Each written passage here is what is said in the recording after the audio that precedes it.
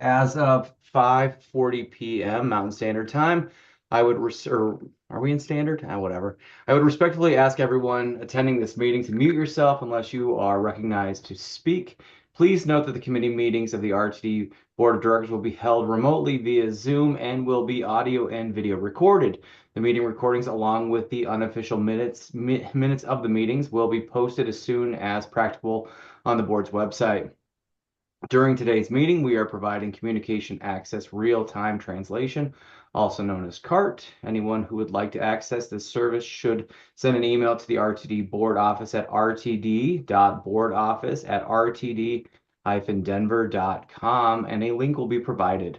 Additionally, the CART transcript can be automatically translated into Spanish for anyone who like access to a live transcript of this meeting in Spanish. A live stream of this meeting is also available via RTD's YouTube page. I would like to call the roll of the committee members. Director Busick. Here. Director Chandler. Present. Director Nicholson. I'm here. Director Pagliari. Present. Director Whitmore. Present. Director Rusha. Chair Rusha is present. Oh, thank you, Chair Rusha. Sorry. God, I'm so bad at that. And I am here, Director Harwick. For the record, I see that we have all 7 directors present. Now we'll move on to public comment. And I would like to open public comment to anyone who would like to address the committee regarding any topic listed in the published meeting agenda for the current and immediately preceding month. If you wish to speak and have not already done so, please either raise your virtual hand or press *9 on your phone. During this time, the committee will not offer any direct comments or responses. However, if you would like to be contacted regarding your public comment, please email the RTD board at rtd.directors@rtd-denver.com. And I see our esteemed Chair Bouquet. Thank you, Chair Harwick. I just wanted to state for the state of record that I am present. I believe Director Catlin is also present as well. Oh, Thank you. Sorry about that. You're welcome. And Director Larson. Okay. All right. With that in mind, Mr. Kroll, do we have any public comments? Good evening, Committee Chair Harwick. This is Jack Kroll, Executive Manager of the Board Office. At this time, there is no one present who has raised their hand in desire of providing public comment. In anticipation of your subsequent question, one emailed comment was submitted to the board's rtd.directors email address, so you all should be in receipt of that. That email is in relationship to paratransit program modifications discussed at last month's committee meeting. And so I'm going to consider that as submitted as public comment for tonight's meeting. Okay. Now we're going to move on to Chair Rusha. Just checking to see where you're at. I need about 30 seconds, sir. Okay, do you want me to just take this or do you want to go? I think it's awkward not having my carry on, and Okay. if you want to go ahead and just maybe work with Mr. Kroll regarding our timer, that I'll be on before you're finished. Okay. Okay, so just for everyone's awareness, when we move on later on this to our discussion items, we're going to have the 90-second. Oh, there you are, Chair Rusha. Here you go. I'll let you go ahead. You do your thing. Okay, thank you. Thank you everyone for your patience as well. Just as a note, my external camera is not mounted to anything, so if you see a crash, I'm fine. It just fell. And thank you, Co-Chair Harwick, for kicking us off. So as we had discussed last month, we are going to work with a timer, not to cut anyone off, but just to ensure that everyone has a chance to speak, and that we are sharing space. Last month, we considered 45 seconds, but we didn't have the actual timer, so that didn't work. I did get some feedback that 45 seconds might be too short. So we referred back to transcripts and realized that people time out at about a minute, but we're going to go ahead and grant 90 seconds. All right. Now, again, 90 seconds does not mean you cannot have another chance at another conversation or potentially a follow-up, but we want to make sure that we're sharing space for everyone. So during our discussion items today, which includes our special presentation from Mr. Lee, everyone will have that clock, and that includes myself and my co-chair, Ian Harwick. The only time chairs will go outside of that clock is if we are handling chair matters, as I am right now. Obviously, staff is exempted from that clock because they need the time that they need to be able to present and to answer our questions. Additionally, in our agenda today, we're going to change the order a little bit to accommodate some other folks' needs and respect some time. And we're going to hear from RTD PD first. And then if GMCO Johnson, can you just please, I just want to confirm with you because this is your staff time. Are you okay with RTD PD first? And I would say this is after Mr. Lee's presentation. And then we do safety and then Title VI. Does that feel like it would work for you and your staff? Madam Chair Arusha, excuse me. Yes. Thank you. Okay, thank you. I just want to confirm. So we are going to change our order for discussion items. I recognize our packet is 1,300-ish pages, and we'll also be patient and kindly remind each other of where you can find it on the agenda packet. So let's give everyone grace, including myself, because I need to flip screens and get back to our general order of business and script that my co-chair was just using. I don't, oh, also, I'm sorry. Chair Harwick will be also managing the queue and alerting me when we have folks' hands raised. Now, I know traditionally we go in order of who put up their hand first, and we might start that way for our first presentation, but you won't necessarily be called on in that order as we move along because we want to give people a chance to speak if they have not had a chance to speak. Rest assured, though, you will be called on. And again, that 90-second timer is just about efficiency, sharing space.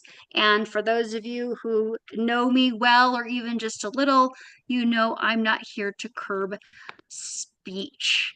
And with that, I genuinely don't know if I have missed something, so flag it for me, Mr. Kroll. I believe we are ready for Mr. Lee's presentation. Am I getting a guess? You're correct. Okay, thank you. I have never had the gavel handed off, and so it took me a moment. Mr. Lee, I think I see you online. Are you present with us? And staff, are you also able to allow Mr. Lee to share his video camera as well? Is he a panelist? He is indeed. Mr. Lee, can you hear us and can we hear you? Yes, I can hear you. Can you hear me? We can hear you. It's a little bit quiet from my end, but being hearing impaired, everybody is a little bit quiet. See if I can get any more volume to it. I'll just need the help of perhaps Chair Harwick, if you can tell me if other persons are able to hear Mr. Lee. I'm relying on Cart. Yeah. So I'll speak up a little bit and hopefully we'll get through this okay. Yeah, we can hear you, Mr. Lee. Thank you. Thank you, Chair Arusha. I also like to thank General Manager CEO Johnson and all of you for allowing me the time to speak tonight about the ACPD and the disability community. Before I start, I will apologize in advance if I say anything that makes anyone uncomfortable. It's just in my nature. I can assure you of two things. One, nothing I say is said in anger or meant to hurt anyone, just the opposite. Two things, anything that I talk about, there is research behind it, and I'm here to help and promote RTD in a good light. For those of you who don't know me and wonder what qualifies me to speak with you tonight, my name is Earl Lee. I'm a 74-year-old white male, retired sort of. I'm busier now, I think, than when I was actually working. I've been using a wheelchair since 2018. While I'm not confined to my chair, I do depend on it and RTD for my independence and to allow me to live most of my life without having to rely on someone else. This freedom gives me dignity, and I'm sure you would get a similar answer from anyone else that you spoke with. Currently, I chair the RTD Advisory Committee for People with Disabilities, the ACPD, and although I have turned out for participation, I have been asked to remain on the committee as chair until the end of 2025 when a replacement is recruited. My interaction with RTD goes back more than 20 years. In executive management for K&T Square / NDOC Services, located at 1625 Blake Street, right across the street for many years. I worked with RTD as a prime supplier of document printing, including oversized printing of bus shelter schedules. We had the first oversized color plotter in Denver, and all the engineering printing for the W line, plus much, much more. So I'm intimately familiar with RTD. RTD has also been a sponsor of our Transportation Construction Girl, a program of the Hoya Foundation, which I'm the executive director of. Transportation Construction Girl began in 2017. So again, we have a strong relationship with RTD going back to the days of Phil Washington. The ACPD, the mission of the ACPD is to advance the agency's efforts to serve travelers who are living with disabilities. It is made up of two types of members, general or voting members and organizational non-voting members, which has been extended to local advocacy groups. The makeup is up to 13 general and 6 organizational members. General members serve terms for 2 years. The ACPD meets 4 times a year. We have met virtually for the past several years, but for 2025, we have included 2 in-person meetings. The next one is on May 6th at 2 p.m. at 1660 Blake. And I remember when it was 1600 Blake until they built a building in front of you. We meet jointly twice a year with our companion group, the Accessoride Paratransit Advisory Committee, or APAC, virtually to promote crossover discussions that affect both groups. As I'm sure you can all imagine, access on demand has been a key topic of these meetings. Gabe Christie, manager of ADA Civil Rights Division, is the RTD liaison for both groups. In 2025, to encourage more member participation in the ACPD group, Gabe has established 6 projects or goals for ACPD members, and then requested volunteers for each of these projects. The projects are downtown rail reconstruction, support and feedback, adopt a resolution of support for renaming of the Civic Center Station, 35th anniversary of ADA programming and support, review and recommendation remediation for public information accessibility, which is a very interesting program if you're not familiar with it. I'm just starting to learn about it myself, as a matter of fact. Formal process recognition for elevator outage communications. And I can tell you, as a wheelchair user, when an elevator is out of service for RTD, it is a major issue for someone with a wheelchair. And then development of timely communication procedures and practices for regarding barrier removal. And this one is a committee that I work on along with Gabe and another person who works for an engineering firm. And this is going to be a very interesting one as we try to identify many of the barriers that do interfere with people traveling on the RTD system. And if you simply get on a bus and travel and you begin to look for some of the things that impact people with wheelchairs, walkers, canes, that sort of thing, you will be surprised. Going to kind of throw down an anatomy of what our meetings look like. Typically, Gabe will send out email requests approximately 2 weeks in advance of a meeting. He puts together a preliminary agenda, which he sends to me for comment and review and comment. He then, based on what we come up with the agenda, he will invite members of the RTD staff that he feels can speak to the issues that we have on the agenda. And of course, he sends out the final agenda to all of the members. Then we meet at the designated time. Unfortunately, the object, in my opinion, would be for us to have an open discussion about some of these issues. And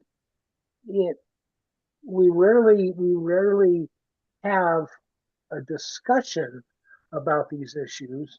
It seems that the people from on the RTD side either come in very defensively or they come in with a pat answer and there's no real discussion. One of the things that I hear all too frequently is, well, we have a strict policy on that. And if you have a strict policy that was being followed, these subjects wouldn't be brought up at these meetings. So I would really like to see more of a discussion format where we can bring something up and we can openly discuss and try to find some sort of a resolution for issues that we bring up.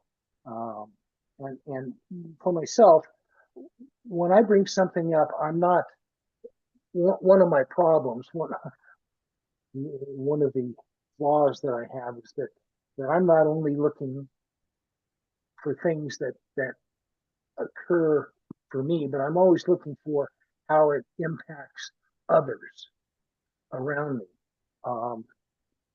I'm old enough and cantankerous enough that I'm going to get through just about anything. And I can fight for myself.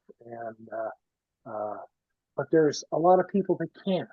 They can get into situations where they may not be able to get out of it. They get to a stop that what do they do if they can't board a bus, if they have no other way to get around? So I'm looking for a lot of those kind of things.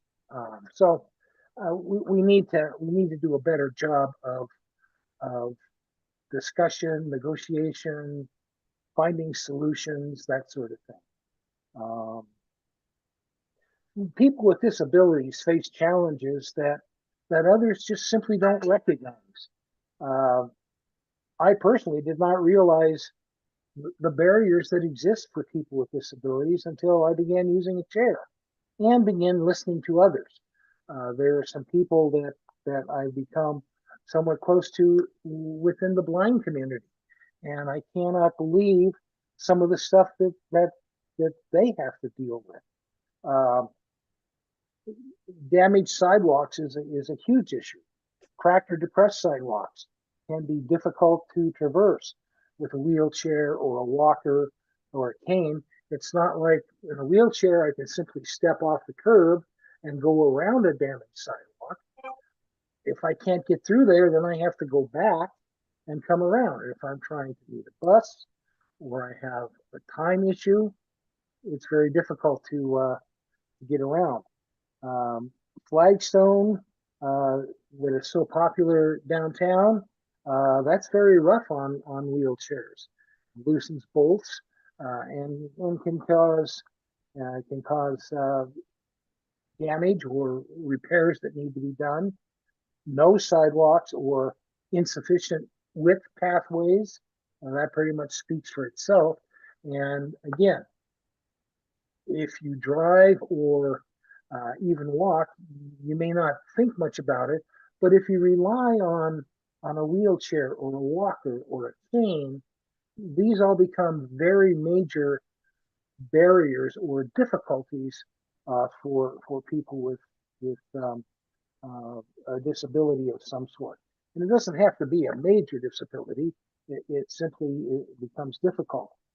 And the ever popular truncated domes, the little pads that have all the dimples on them that you see around, this is an interesting one. The truncated domes that are supposed to be for blind people to know where they are, is bureaucracy at its best. The FTA requires them to be on the edge of all transit platforms. ADA, ABA, and ProWay require them to be to mark the safe crossing areas at corners. So does this create any conflict? How do you know? If the truncated domes at one point tell you not to go, and at other places it tells you where to go, which can be a little bit confusing. It's just contradictory, and again, it's government at its finest, which I don't quite understand. So I challenge, and with the domes, there is no consistency within the RTD system as to how they're used, even on their light rail platforms. So I challenge you to get on a light rail train and sit where you can see the platforms and look how those truncated domes are distributed. On some platforms, they run the entire length, one row, the entire length of the platform. On others, those truncated domes are only placed where there is a door to board the trains. On others, there is a row that runs the entire length of the platform with a second dome or a second pad that's placed where the doors are. So there's no consistency even within the RTD system as to how they are actually used. So I challenge you to do that sometime. It's a very interesting, and I'd be glad to ride with anybody that wants to go take a look at this stuff and discuss it. The other thing that I see that concerns me, and again, it's not me, whether it's a bus, whether it's the mall shuttles in particular, when I go to board any of these conveyances, I pull up, they lower the bus, they drop a ramp, and I board. But again, I challenge you to get on a bus and watch when somebody gets on that maybe has a walker or a cane or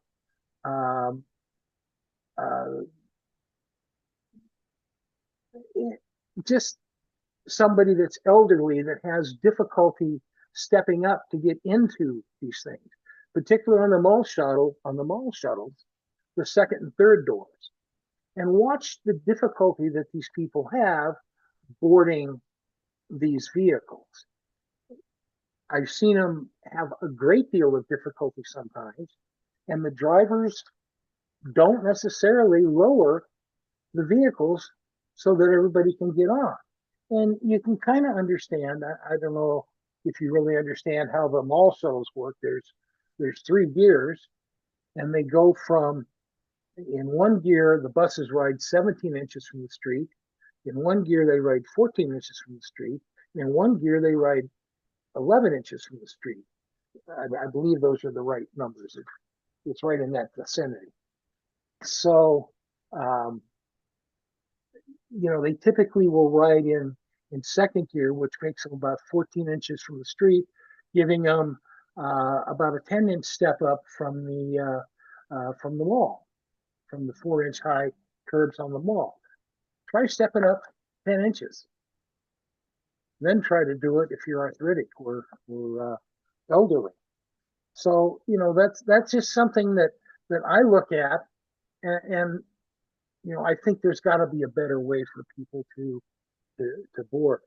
The other thing, one of the things that I brought up at one point in one of our meetings was I ride the Zero and Zero B quite a bit, and I questioned why the drivers don't lower the bus when an elderly person or someone with a walker boards the bus.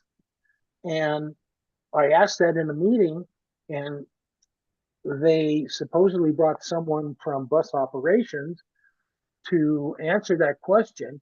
As it turned out, it wasn't someone from RTD bus operations, and RTD does run the Zero and Zero B. They brought somebody from Transdev, and they couldn't answer the question.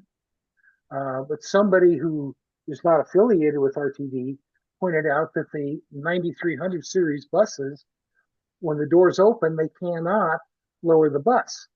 So it's very difficult when somebody walks up after the doors open to slam the door on them to lower the bus. So so my suggestion there is, okay, understand. Now, the next time when the 9300s need to be replaced, that needs to be something on the purchase list, on the specs. So anyways, these are the kinds of things that I kind of look for. We can't solve everything right away, but we can certainly look for the next round. They're the same issue with the mall shuttle ramps. We have 31, the mall shuttle ramps are 31.25 inches. Wheelchairs today are getting up in the 31, 31.5, 32-inch wide. I've seen people almost go off the ramps because their wheelchairs are riding up on the lips or slightly over the lips. Well, you're not going to be able to fix it today. And I got a very snappy answer when I brought that up. Well, our ramps are beyond ADA standards. They're 31.25 inches. Okay, but how about for the future? In the future, shouldn't we look at ramps that are wider? That's all. This is my frustration. That's why I say if I come across a little snappy or I don't want you to think poorly of me, but these are the kind of things that I think about, and the things that I would like to discuss in these meetings in more detail, rather than just get cut off with these preconceived notions. So the power of these, and hopefully you see some value of some of this information. The power of these citizen advisory groups can be enormous if it's channeled properly. First of all, we have to have clearly defined purpose and goals, such as our 2025 projects for the ECPD that David set up. We need to establish timeline and milestones. We can't have just open-ended. You never get anything accomplished if you don't have a timeline. You got to have the right people. They have to have skills, knowledge, or abilities, and they have a desire. They have to have a desire or interest. And that's one of the challenges I think that we have, is trying to find people who are really wanting to participate. And I don't know how we change that. If it's a project, one of the things I've worked on the 16th Street Mall, you have to engage people early in the project. You can't wait until you're half done and then say, well, what do you think of this? You need to engage people with disabilities early and say, this is what we're thinking. Do you see any potential problems? And then you have to inform these people regularly, especially if there's any kind of modifications. And, you know, whether it's a new bus, you know, you're going to get pushback from the manufacturer saying, well, this is too expensive to do this. Or if it's a building, you're going to get pushback from building department saying, well, you know, you can't do this.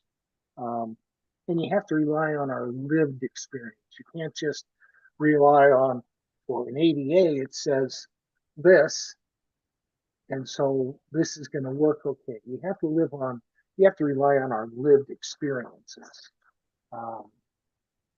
to help find the happy medium. Nobody's going to be 100%, you know, but let us help you find what works for everybody.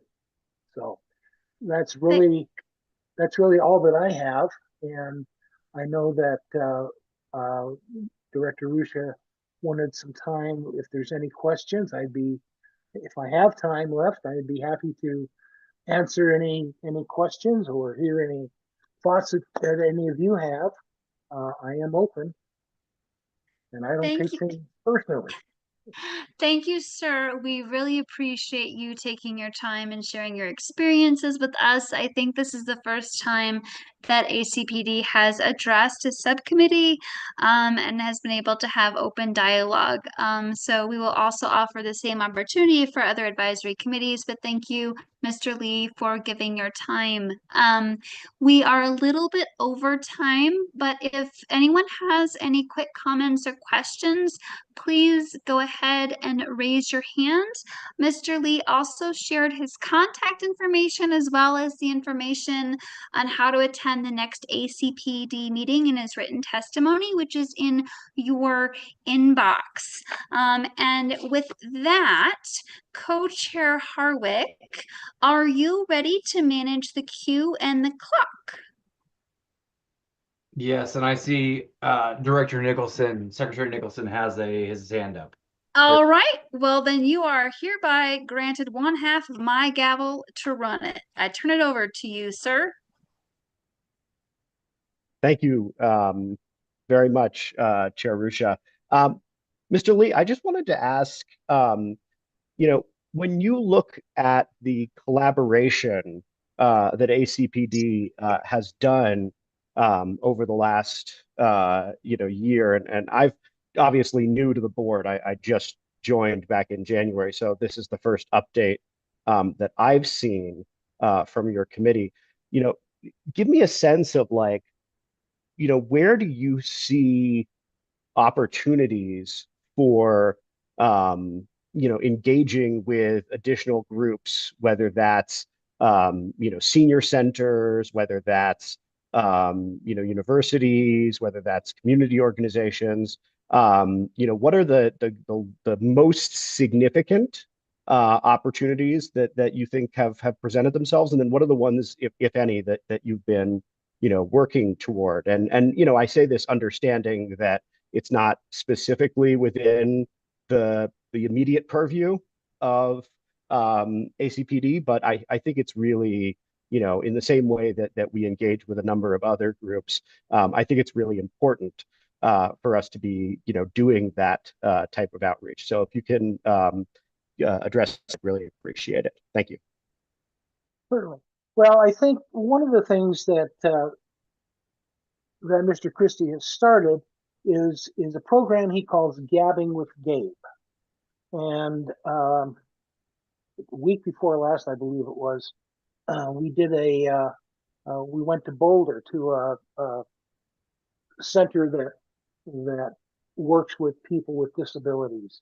And we had about a little over an hour meeting up there, where we discussed several subjects with the people in that community. And I think that is trying to get out into the community, into centers, into these little areas where there are a lot of people with disabilities, and trying to find out what they need, what triggers they have. I think that's a very positive move, and I would like to see more of that. So yeah, I think that's good. And the more I think about like these barriers, the sort of thing that we're working on, I really would like to see us take on a full blown project where we identify the accessibility of every single bus stop in the system. Now that's a big undertaking. That's not something you're going to do even probably in a year. There's so many bus stops. But my ultimate goal would be to be able to look when I go to RTD site, I can find out if a bus stop, when I plan a route, I can see if a bus stop is or is not handicap accessible. Some of those kind of things. So, but yeah, I think anything we can do to reach out into the community and find out what people have issues with, number one. And number two, I think just talking to the community. Everybody out there, if RTD touches it, it belongs to RTD. And as we all know, that's not true. Inglewood Elevator is a big one. Inglewood Elevator is not RTD's, it's the city of Inglewood. So when the elevator is out, which it is right now, and has been for 2 years, it's RTD's elevator, and why doesn't RTD fix it? So being able to communicate that to the public in those kind of forums, I think, is beneficial.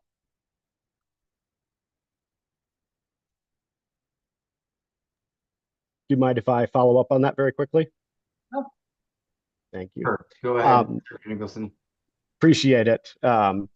I should mention, by the way, that I am actually sitting as we speak in the entryway of the community room at Windsor Gardens, which is a community that I visit on a very regular basis and used to go pretty much every month. And for those of you who are not familiar with District A, it is the largest senior living facility in Denver, and I believe it may be one of the largest in the entire state. And I think you're absolutely on point that, every community is going to face different issues. The concerns of the senior communities. There's another senior home downtown on 17th Street, just a couple blocks up from where I live, that's aimed at, more indigent and low income seniors.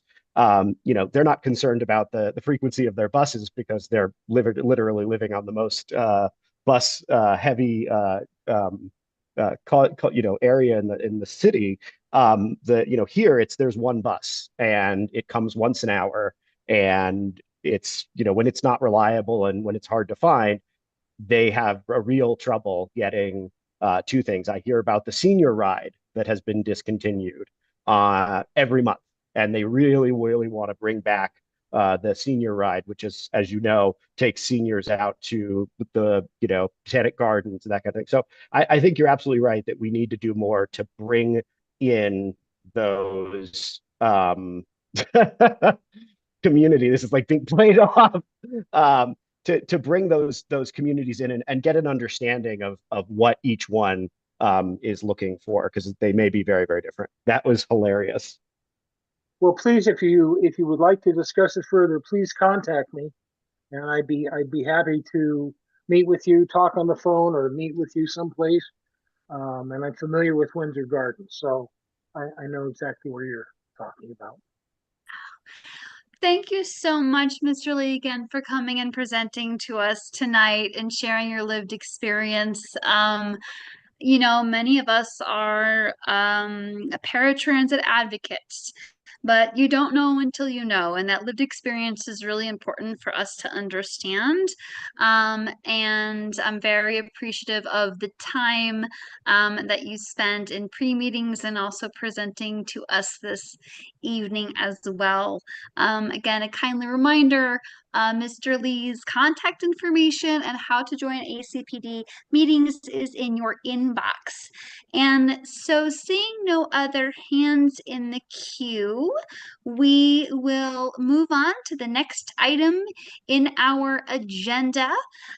We've already taken care of committee chair updates, and there are no recommended actions for this evening. However, we do have discussion items. We are everything on our agenda will be discussed, but for administrative purposes, we are changing the order. And so the first item for the meeting, for discussion items, will be our RTD PD departmental updates. So I would like to ask Acting Chief of Police and Emergency Management, Steve Martingano, to present this item. Sir, welcome back. We missed you, and you may proceed when ready. Just a moment, Madam Chair, if I may. So, yes, of course. Is serving as the executive liaison, just wanted to provide some context as we go forward before Acting Chief Martingano begins his presentation. So to all members, good evening. Deborah Johnson, General Manager and CEO. As Chair Rusha, Co-Chair Rusha introduced, Acting Chief Martingano will provide this presentation. I wanted to share that while we are presenting information within this presentation that you'll see momentarily, there are various statistics that are provided to the general populace by virtue of a webpage that we have that was recently introduced 2 weeks ago that contain information relative to all the work that has been done within the Transit Police Department under Acting Chief Martingano's leadership. For those of you that are really active and engaged, the Federal Transit Administration just on Monday acknowledged RTD's efforts in reference to reducing calls for service. Additionally, there's been yeoman-like efforts to foster and maintain a welcoming transit environment. So I wanted to provide that context because while you'll see some data relative to the overarching performance of the police department, this information can be further found on the web pages that I have just called out. So with that, I will yield the floor to Acting Chief Martingano. Excuse me? Acting Chief Martingano. Oh, I believe Director Nicholson may need to go on mute. Director Nicholson, are you? I was on mute. I stepped up for a second. Okay. Would you mind kindly muting yourself, sir? Thank you. I think we can proceed now. Acting Chief Martingano, the floor, the screen is yours when you're ready, sir.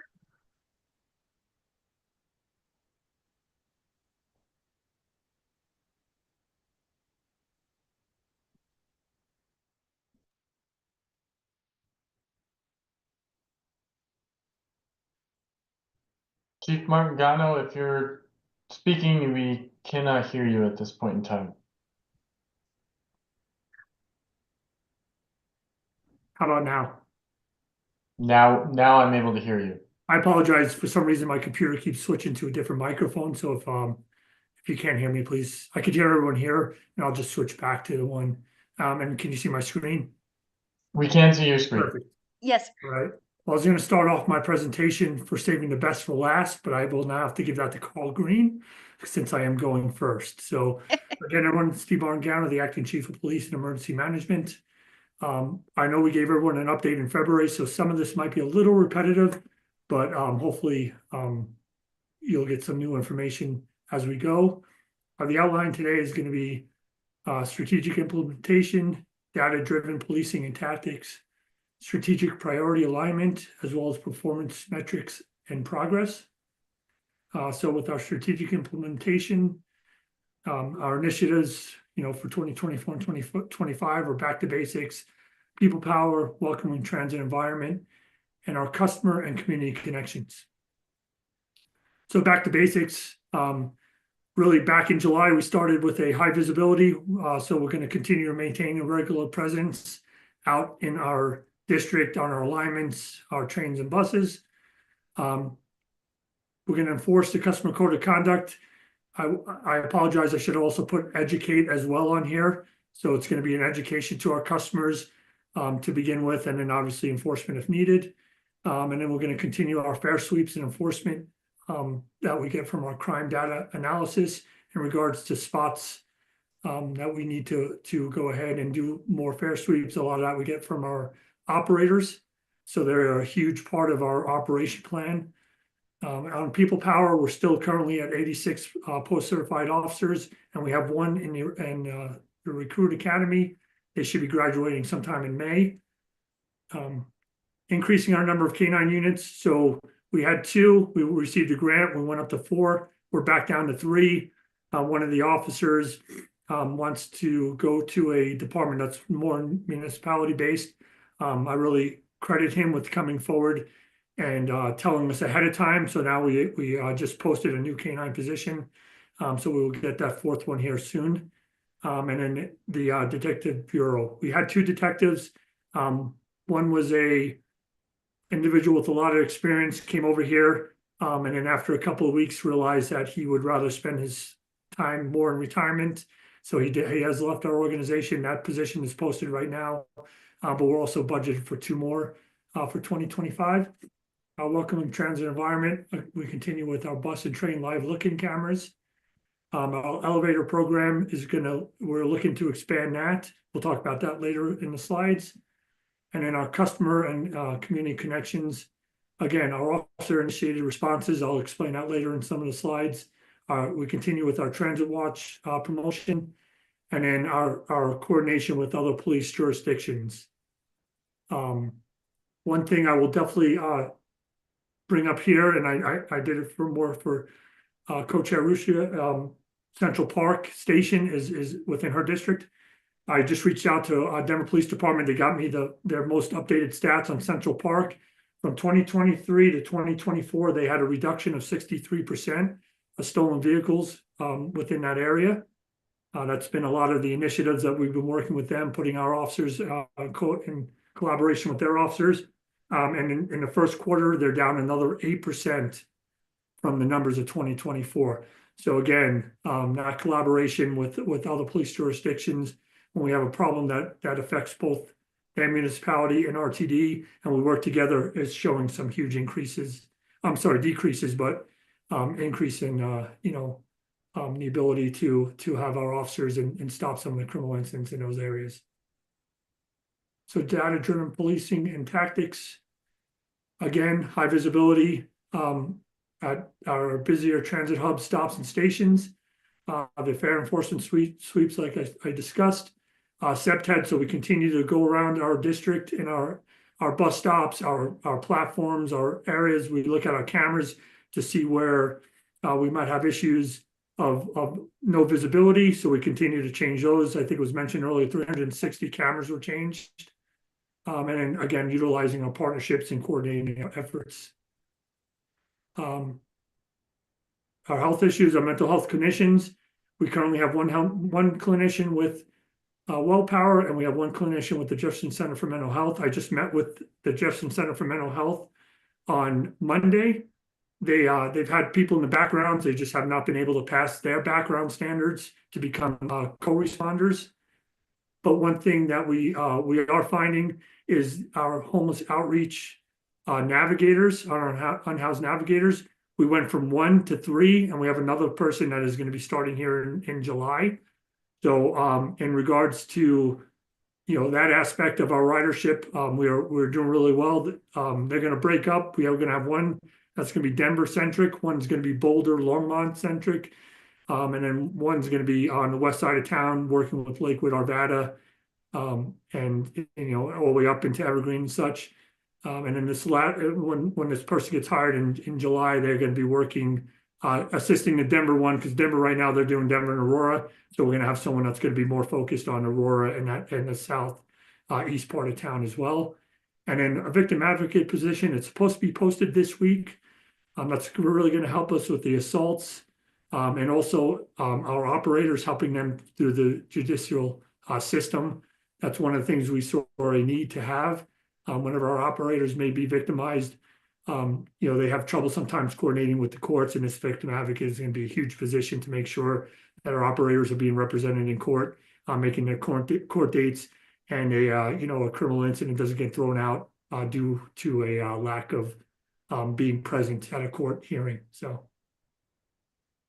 vehicle enhancements and facility upgrades, again, alive and looking. We have them on all the buses, and we continue to do it on the light rails.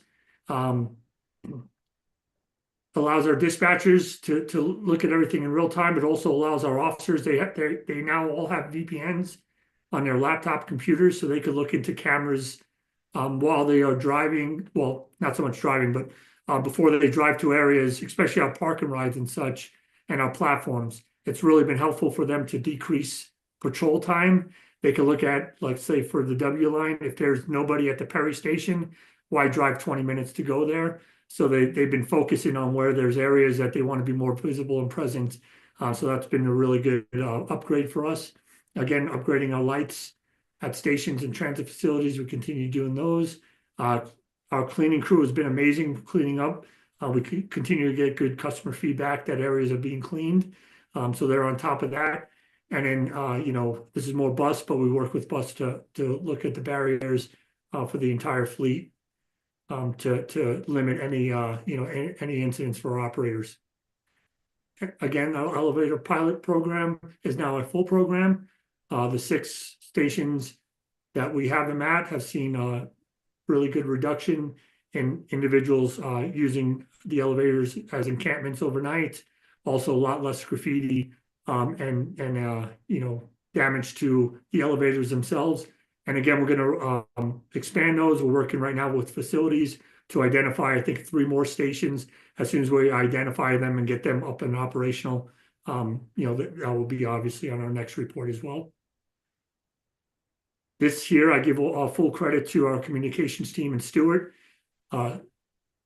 They put together a security webpage. I recommend everyone going to it. It's a really great information. It gets updated constantly, and it really gives our customers as well as our internal employees a good web page to go to and understand what we're doing within the police department and all the efforts that RTD puts towards people's personal safety. The priority alignment, again, community value. We built strong community partnerships. We continually go out. We just did the Rockies home opener.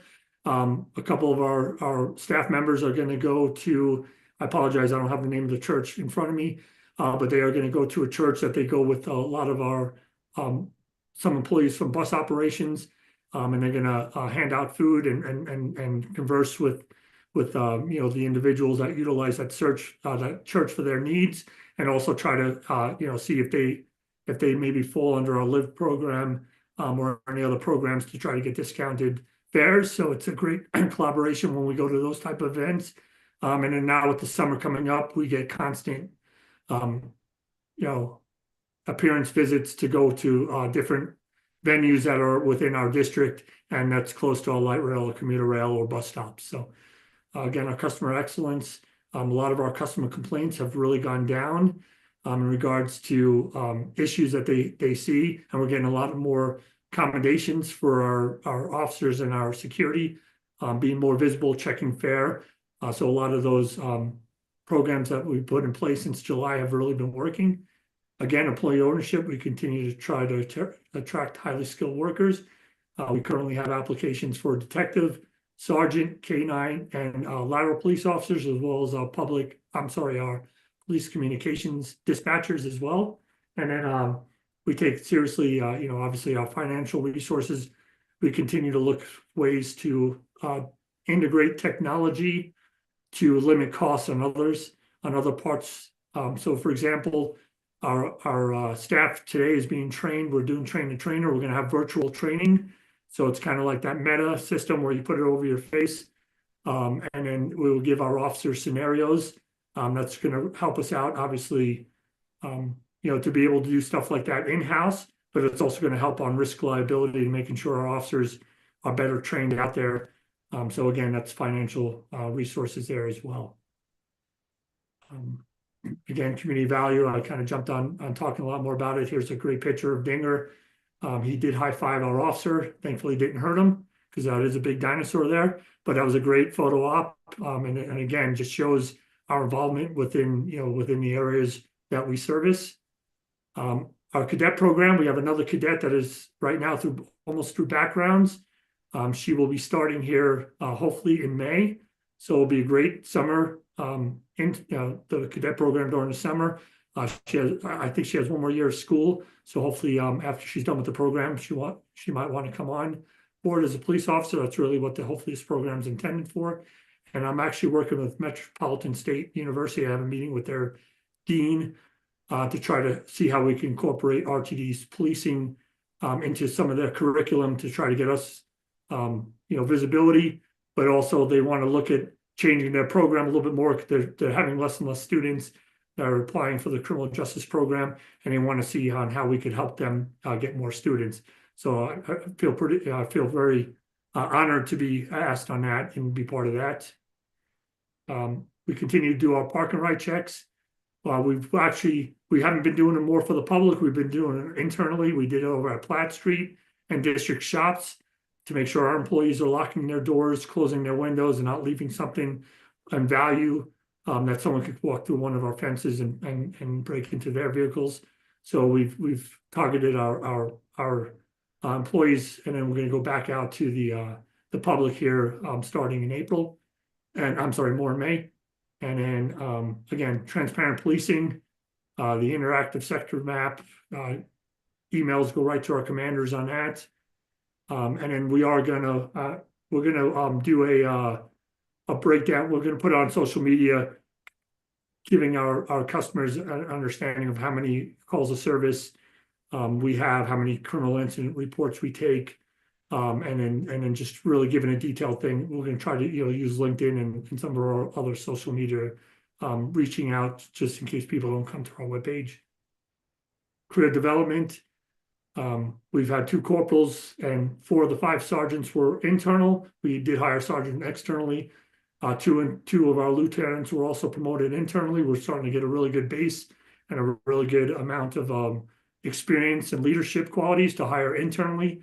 Every now and then, though, we do have to go outside if someone doesn't pass the promotional exams that we put in place.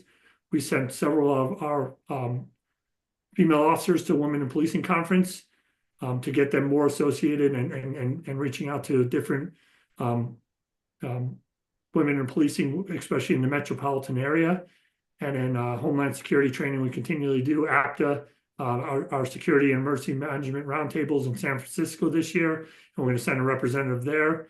We continue with our FBI LEDA. It's a three-step system: supervisor, command level, and executive training programs.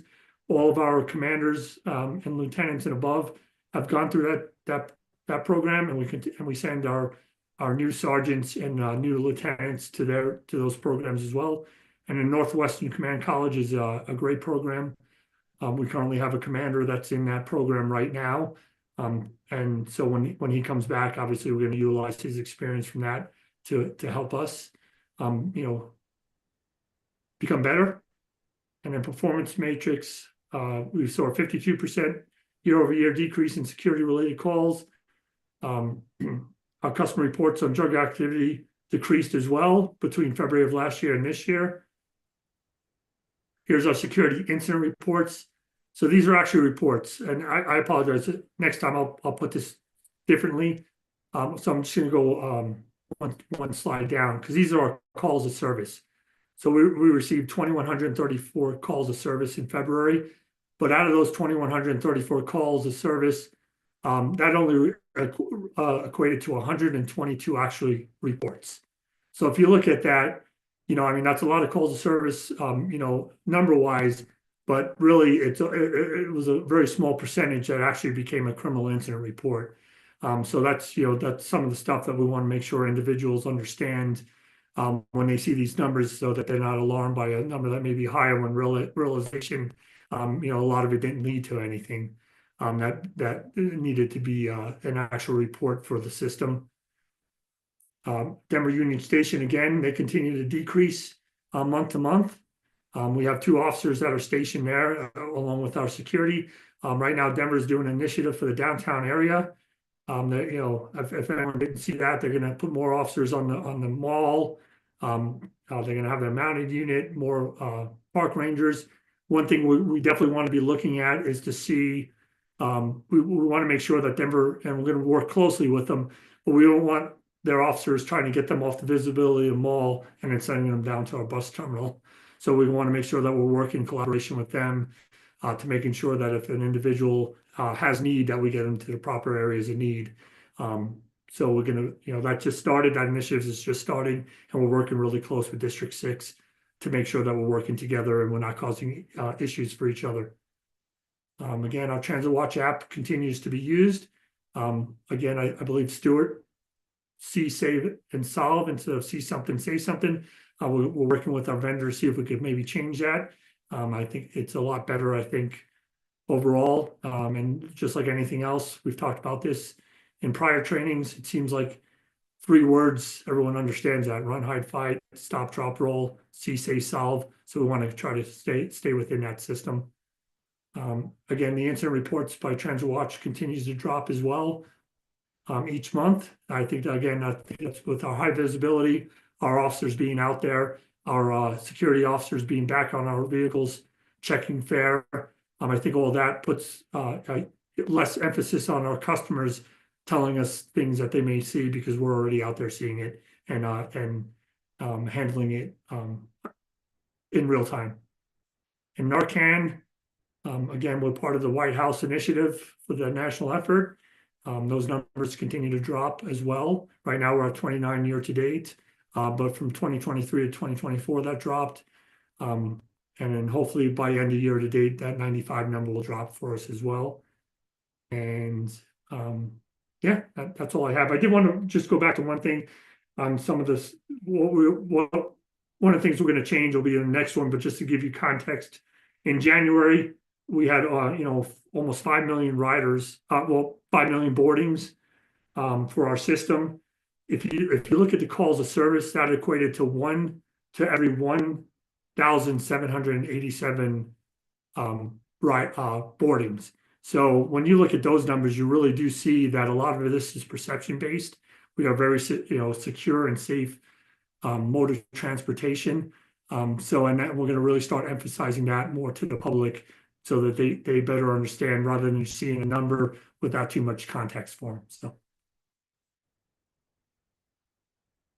and now I yield to questions, or if anyone else from the leadership team or anyone has comments.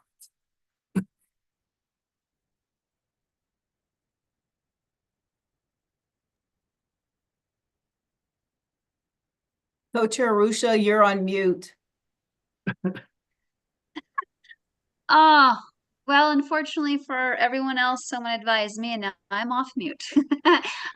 Co-Chair Harwick, I'll go ahead and let you manage the queue, but recognizing that Director Whitmore might need to leave early, I'd like us to call on him first, Yep, and let him go ahead and dialogue if needed. Yep. But I'll go ahead and turn it over to you, Director Harwick, to manage the queue, and you may also recognize people as you see fit. Thank you. no problem. Director Whitmore. Thank you, co-chairs, and thank you, acting chief Martin Gano. Couple of thoughts and mostly kudos, and then one question. You know, I spend quite a bit of time at the Capitol on behalf of RTD as one of the 2 liaisons for legislative matters, and obviously we've had a bill that we've been shepherding through the process for a number of months. But just wanted to reiterate the importance of our safety programs and its impact on us at the Capitol and certainly at city halls throughout our service territory. It comes up often and it is a high priority. So I do want to offer kudos on us, and this is work of Stuart and Deborah and others, publicizing the call diminishment, 52% reduction. We did have a little traction with that out in the public, and I think that's wonderful that we did that, but that does not happen without action. So I appreciate the transition that we've been making under your leadership, Acting Chief, to make our transit environment more welcoming. I think it is working, and I'm very pleased to see the ongoing efforts in that regard, whether it's cameras or more canine crews or whatever the case may be. Appreciate the cadet program and the work with MSU. Really important that we grow that workforce. We not only need it at RTD, but we need it in policing agencies all throughout the metro area and the state of Colorado. So that's kudos to you to be working with the folks at MSU on that program. One question, kind of a silly one, but I know that our Canine Corps, our four-legged officers have been ambassadors over the years and good outreach with the public. I'm just curious, the top 3 or 4 purposes for the Canine Corps, and obviously we're trying to add to that. What are the 3 or 4 main purposes for the Canine Corps? I'm just curious. I think it would be good to know publicly all of their different, or at least some of their priorities in policing. Chief Martingano. Yeah, so our canines are oh, I apologize, Chair Zuri. You may proceed, sir. Yeah, thank you. So our canine team really, they have one main function. They're they're explosive detection dogs. So they are not drug dogs. They are not tracking dogs. They're not the dogs utilized sometimes by municipalities where suspects hiding, they send a dog in. We do not use them for any of that.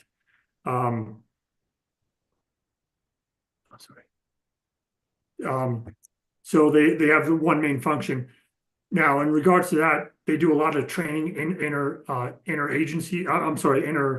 citywide. They go to a lot of different trainings. So for an example, one of our canines, Max, who had to be put down recently for medical reasons, but he had gone to a Inglewood Police Department, had a shooting. They could not find the suspect's round that shot at the officers. They brought out their teams, their crime scenes, everything else. Our canine went out there to assist and was able to find it based off of the residue that was still on the case shell. For the, obviously with a firearm having ammunition, and that's explosive in nature. So our canine found that for him, really helped strengthen their case. Max actually won Canine of the Year for that and was represented. So what they do for RTD, obviously they go around, do sweeps at all of our main stations. If we get suspicious packages based off of how that comes in, they might be the first team to get there to look at this package. But if it's obviously to a point where we need a bomb explosive team to come in, we're not going to put the dog in harm's way. So again, that's really what they do. We are looking at bringing in one of the canines to the board in a future in-person board meeting to hide. We bought through the federal government. It was all of our canines are grant funded, so it didn't cost RTD any money in relation to the canines. But we also have explosive materials that are very low in density, and we use those for training. So we want to have them come in at a future board meeting. We'll put the explosive detection items somewhere within the T&D, and we could have our canine show in person on how they work, so you guys have a better understanding. But like you had said, community relation, there's nothing better than a dog. So when they're walking through, Union Station or these different areas, it is a great customer service, piece for us as an agency as a whole. So. Madam Chair, just one comment to close, and I appreciate being able to speak. This goes to a lot of staff members, but I'm in a kind of an emotional state with the situation at home, and I think it bears saying over and over again, we appreciate the loyalty and the stability of those folks on our staff that have been with us through thick and thin. And certainly I'm looking at one of them on my screen. So thank you, Acting Chief Martingano, for your stability at RTD and at the not just the force, but as a leader in our organization. So with that, I will go back to mute. Thank you very much. Chair Marusha, do you want to go or you want to wait? I'll go ahead and yield to you know what? I'll go ahead and go next. I will say do we have our timer going? It is now. All right. Okay. So thank you, Acting Chief Martingano, for this informative presentation. Just a few comments. First, I'm really excited to hear about hiring a victim advocate. So as a former victim advocate, when I was in college and as someone who has personally experienced serious crime, like I know how much of a difference this role can make. We don't have to get into it tonight, but I would love maybe a follow-up memo or update when possible to learn more. I think some of my colleagues might like to learn more as well about this initiative. But I do thank you and recognize you and the team for that. Additionally, as you and I spoke last year, I just want to put this in the public record in the meeting and expressing my hope we can get Narcan into as many hands as possible, including our security agents. Narcan saves lives, and that perhaps that's also something we can follow up at a later date. If you have any information to share, we're happy to take it. But I, also want to recognize, as my colleague did, your work at the agency. And I also want to recognize that I know that you have been an individual who has driven initiatives that are not just security related, but also public health, because they do intertwine. So thank you very much. And I will hand the floor back to you if you have comments. I like the music. I'm trying to figure out how to turn it off. No, keep it on. It's like Disney or Star Wars, but it's great. Chair, just in regards to Narcan, right now, we go through a program, so it's free for us to get it all. We do want to expand it to security officers. One thing we do find though is they are, they might work on a contract for a week or two and then leave, and then and what we don't want to do is lose those Narcan, packets for ourselves. So we do give it to, we put it at all of our populated transit hubs. We give it to their mobile units. We are looking at ways that we might be able to have it more readily available, just maybe within our system in case someone goes somewhere, maybe within our bathrooms that we use for the operators. But that's a broader conversation. But giving it to the security officers, we found very quickly that they weren't returning them when they were returning stuff back to Allied Universal, and to lose those and then go back to the state and explain why we need another 200. We just did not want to lose it for our officers that are out there and really handling these calls. Thank you, sir. I appreciate that.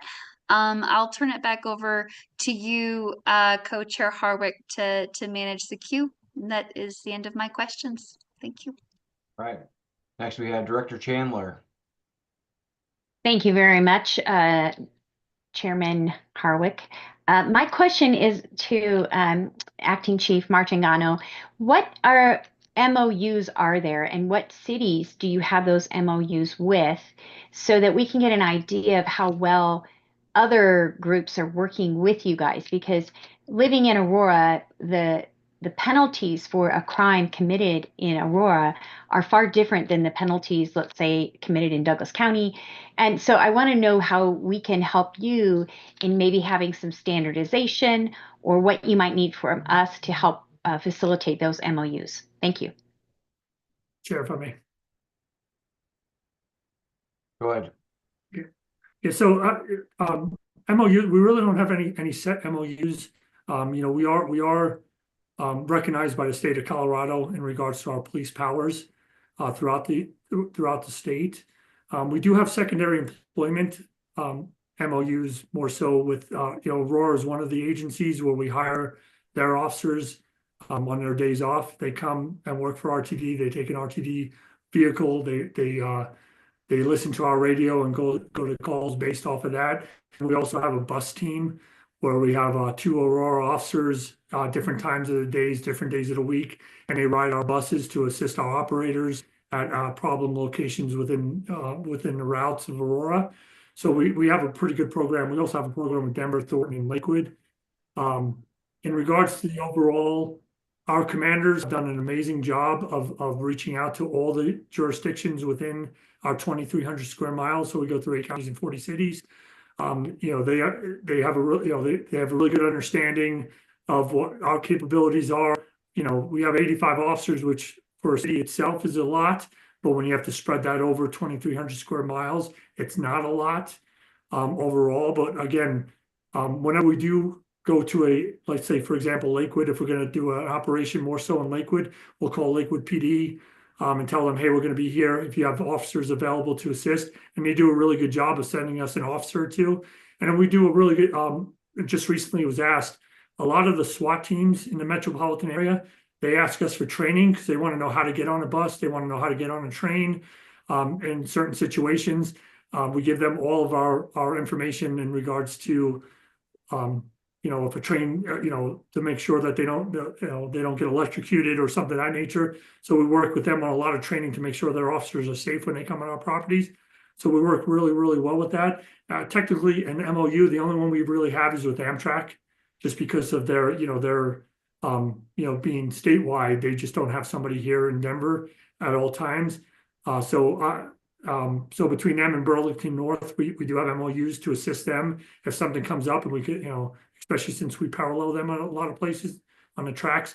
But the other cities, they do a really good job of helping us. And if there is ever an issue, that's when I then reach out to their chief of police and knock on wood, we haven't had a situation where our officers and their officers haven't been able to collaborate on any scene that we've been on. Co-Chair Harwick, if I may. Please.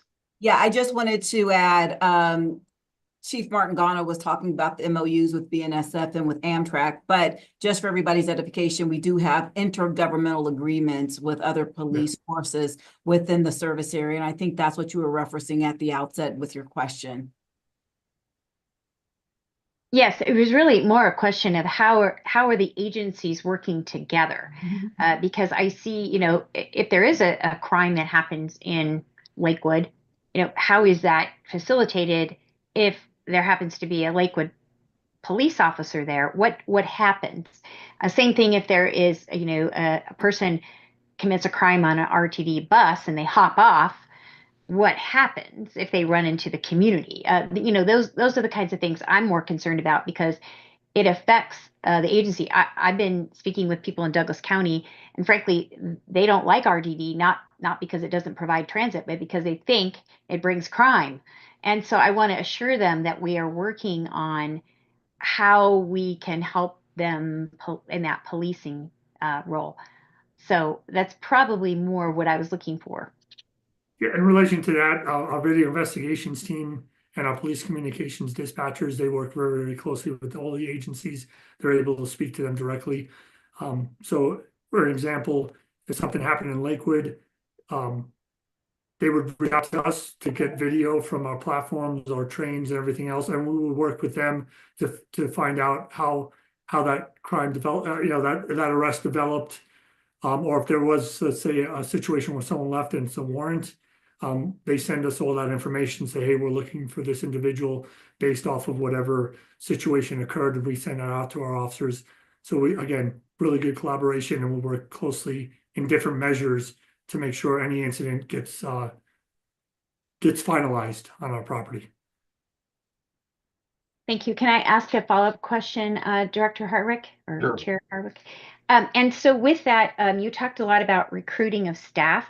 And how are you, other than going to police academies around the state, or how are you recruiting additional staff? Because I think that's a huge issue for all agencies, but specifically, I think for police agencies these days. Yeah, so we go to a lot of recruitment efforts. Our HR team does a really amazing job. We have a recruiter that assists us directly with our policing. So they do a really good job of pushing it out there. Almost every person in our staff, when I say our staff, our police personnel that has a LinkedIn account, puts up anytime there's a job opening on there to reach out to anyone that follows them. And again, the colleges, we go to the colleges, we go to actually even all the way down to high school. Jefferson County has a really good program, a criminal justice program. I've gone to speak with them as well, to hopefully to persuade them in their career to become police officers. And then and I'm gonna the support of our CEO has been extraordinary in our recruiting efforts. I mean, our recent FOP contract as well, all that shows the support and and how much our police department's needed at RTD. And a lot of these individuals come over to us because they don't feel that same support in their cities and their current agencies. And when they come here, that's usually the first thing we hear from them, that the support of the board, the CEO, and everyone in the organization has driven them to come here and want to stay here. So.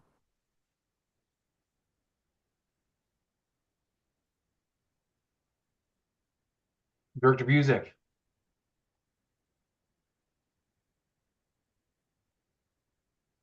Thank you. Sorry about that. I have 3 questions, Chief. First of all, if you could just briefly describe what the detective division does. Secondly, if you could also expand a little bit on your characterization of the relationships between RTD police and the local police jurisdictions you viewed as positive and good. And the third question relates to the K-9 coming to the board meeting. If ahead of that meeting, you could tell me what the command is for attack. Thank you. If I may interrupt, excuse me, Director Busick, it has already been decided the explosives will be placed near your person. I run the surprise. Good. Carry on, Chief. Okay.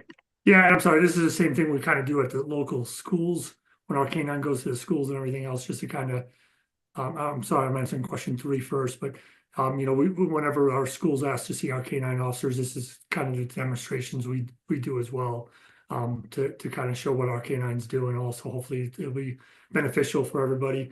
In regards to the detective unit, so our detectives right now, they have worked. So kind of going back to maybe the prior question, we don't our officers write our citations and everything and arrests into the counties, not the municipalities. So right now our detective units are working with all the DA's offices through all the counties we go through. They've already established 6 of them to make sure that we have everything we need for proper case filing to go to that jurisdiction, and then obviously win the case in relation to what the police involvement on that was. They're also working on developing the possibility of doing our own arrest warrants as well. So going back to if a customer was to do something on a bus and leave, if we're able to identify that individual, we want to be able to write our own arrest warrants and then send it out to our jurisdiction. One thing that we kind of find is we'll sometimes get information from a bus operator. Hey, this person's on our bus every day, Thursday at 3 p.m. We try to work with those agencies. Sometimes they don't have someone available, to be there. So we want to make sure that we're available to be there to make sure that incident doesn't continue to occur. So that kind of goes back to the collaboration. We reach out to those agencies. We support them in any way that we can. We handle all of our cases. Right now, we're not able to handle the felony cases just because we are in the midst of finishing our evidence room. Once we get that all established, and then we could start putting evidence in there. So right now, the DA's office has recommended we utilize the jurisdictions for felony cases until we're 100% compliant, because they don't want something getting thrown out in discovery or something of that nature. Thank you. Director Pagliari. Thank you. Chair Harwick, Co-Chair Harwick. Good evening, everyone. This is Director Brett Pagliari. I just want to say, first of all, thank you for your service and the service of everyone on the transit police and in the organization. I wanted to give a quick update. Actually, Director Peggy Catlin and I yesterday were at the Jefferson County Economic Development Corporation meeting, where we talked to the business leaders who are investing in the city, in the county of Jefferson County. And among other concerns from RTD, it was a common theme to talk about personal security, safety, and by far the most popular thing was fare enforcement. And echoed from many people I've heard, but most especially these business leaders who themselves sometimes ride RTD. They want to pay, but they don't have their fares checked on the light rail in my district, and it really discourages them from riding. So good news, in the last CEO and general manager update, I was told that you guys, the transit police or security officers are now carrying fare enforcement. So my question is kind of related to that. If you could give us more information on how officers have been using the fare scanning, not fare enforcement device, but like a fare validator device, and then if you have any information on how fare enforcement might have increased this year over last year. Thank you. Yeah, so in the past, we relied on security officers to do the fare enforcement on our systems. We all sat down one day, and again, this is a collaborative effort with our command staff. Our officers are out there riding, so we were like, well, if they're going to be out there riding our vehicles and our buses, let's get them in tune with what all of our fare media is, and then have them start utilizing, the devices that we have to check fare. So our officers now, they do it as well. So when they go out there on their patrols, they have the fare enforcement device. It's a phone that has apps on it that could check your fare to make sure that anything you buy mobilely to show it's validated correctly. And then obviously paper, it's just the concept of reading to make sure the date and time matches up with the date and time they're contacting somebody. So with all those initiatives in place, we've definitely seen an increase in our fare checks. We were also getting a monthly fare enforcement data from Allied Universal. We've asked now that to become weekly to kind of see. We're seeing those numbers increasing on a weekly basis. And then again, going back, the way we used to utilize our security officers, we put them in zones along our system. Through our alignment, there was different zones that we utilized, and we would have a security officer go from, let's say, Broadway all the way up to Lone Tree and back. That'd be a fare checking zone. Previously, there were decisions made to take them away from those zones, but very recently here we put them back on the zones. We've been hearing the same information from customers in regards to not being, not getting their fare checked or seeing people in the vehicles. So that has changed, and hopefully you'll get positive feedback on that. And then again, going back to the data point where the one for every 1,700 plus boardings, those are things that want to continue to tell the public. Hopefully in these business meetings, please let them reach out to me if they want. We do it a lot with the downtown businesses when they're trying to bring their employees back. We go to their HR meeting virtually and talk to all their employees to show all the efforts, the cameras, the policing staffing levels, the security officers, our cooperations with all the local law enforcement, all these things that we do for their public safety. Because what we have been finding is, and I'm not going to say it's everybody, but there's no better excuse not to come back to work if you say the train isn't safe. I don't feel comfortable coming to the office. So we try to not so much to say that's not true, but it's a philosophy of, let's talk about it with that individual employee or employees and find out what we could do better on the system to have them come back to work and revitalize downtown and everything else. So yeah. And one thing I want to also say, I forgot to mention earlier, but a lot of kudos has to go to our Greg Smith and his team. I think we do a lot of de-escalation training with our operators. And I think a lot of that is also contributed to the incidents going down. They do a really good job, and a lot of our operators are doing extraordinary in regards to their encounters. So that that needs to be a kudos to his team on that too. Co-chair, may I add a thing? Sure. Thank you very much, and I 100% agree. I forgot to mention at this EDC meeting, we did echo that there were tons of recent advancements and improvements in security in the system. And now we've changed our messaging, and I ask the rest of the directors to do this as well, to show what changes have been done, like you just told us, and then also encourage people to ride again to see the changes for themselves, and feel the changes in security, because that's what I've been doing in my personal capacity. So thank you very much.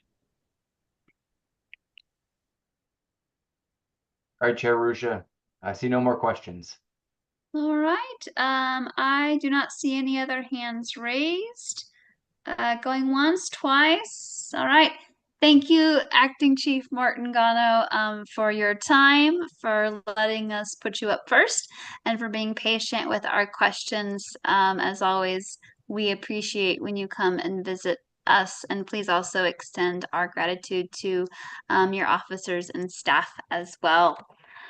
Next up on our agenda, and I do believe we hit safety, if I'm not wrong, and if you'll just give me a moment, because I need to move upward in my notes here, or if someone could kindly remind me who we have presenting for our safety report today. Co-Chair Rusha, if I may do the introduction. Oh, yes, I absolutely. Thank you, Co-Chair. So, committee members, this evening we have the pleasure of having a presentation before us that Nathan Marks will basically provide. He serves as a safety management systems and program development specialist within our safety and environmental compliance division. And basically what you'll hear are some critical elements associated with regulatory aspects, both on the Federal Transit Administration side, as well as the Federal Railroad Administration side, recognizing the Federal Railroad Administration has auspices over our commuter rail, and that FTA has auspices over our transit, being both light rail and bus, but more specifically relative to the delegation by the Federal Transit Administration via statute regarding the Colorado Public Utilities Commission serving as the state safety oversight agency. So Mr. Marks will go through orienting you to those entities, talking about our safety management system and different critical factors and various federal targets and benchmarks associated with our safety programs. So without further ado, I will yield the floor to Mr. Marks. Thank you. Thank you, General Manager and CEO, Ms. Johnson. Again, my name is Nathan Marks, and I am a Safety Management Systems and Program Development Specialist here at RTD. So today we'll be presenting RTD's 2024 Safety Performance Review. Over the next several slides, we're going to walk through how RTD performed across various safety targets, highlighting key trends in incidents and risk, and most importantly, share the steps that we're taking to continue to strengthen our commitment to safety of our employees, our customers, and the communities we serve. This is more than just a report.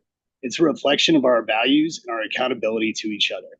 It's also an opportunity to look forward, to build on what we have learned, and to ensure safety remains a foundation to everything that we do.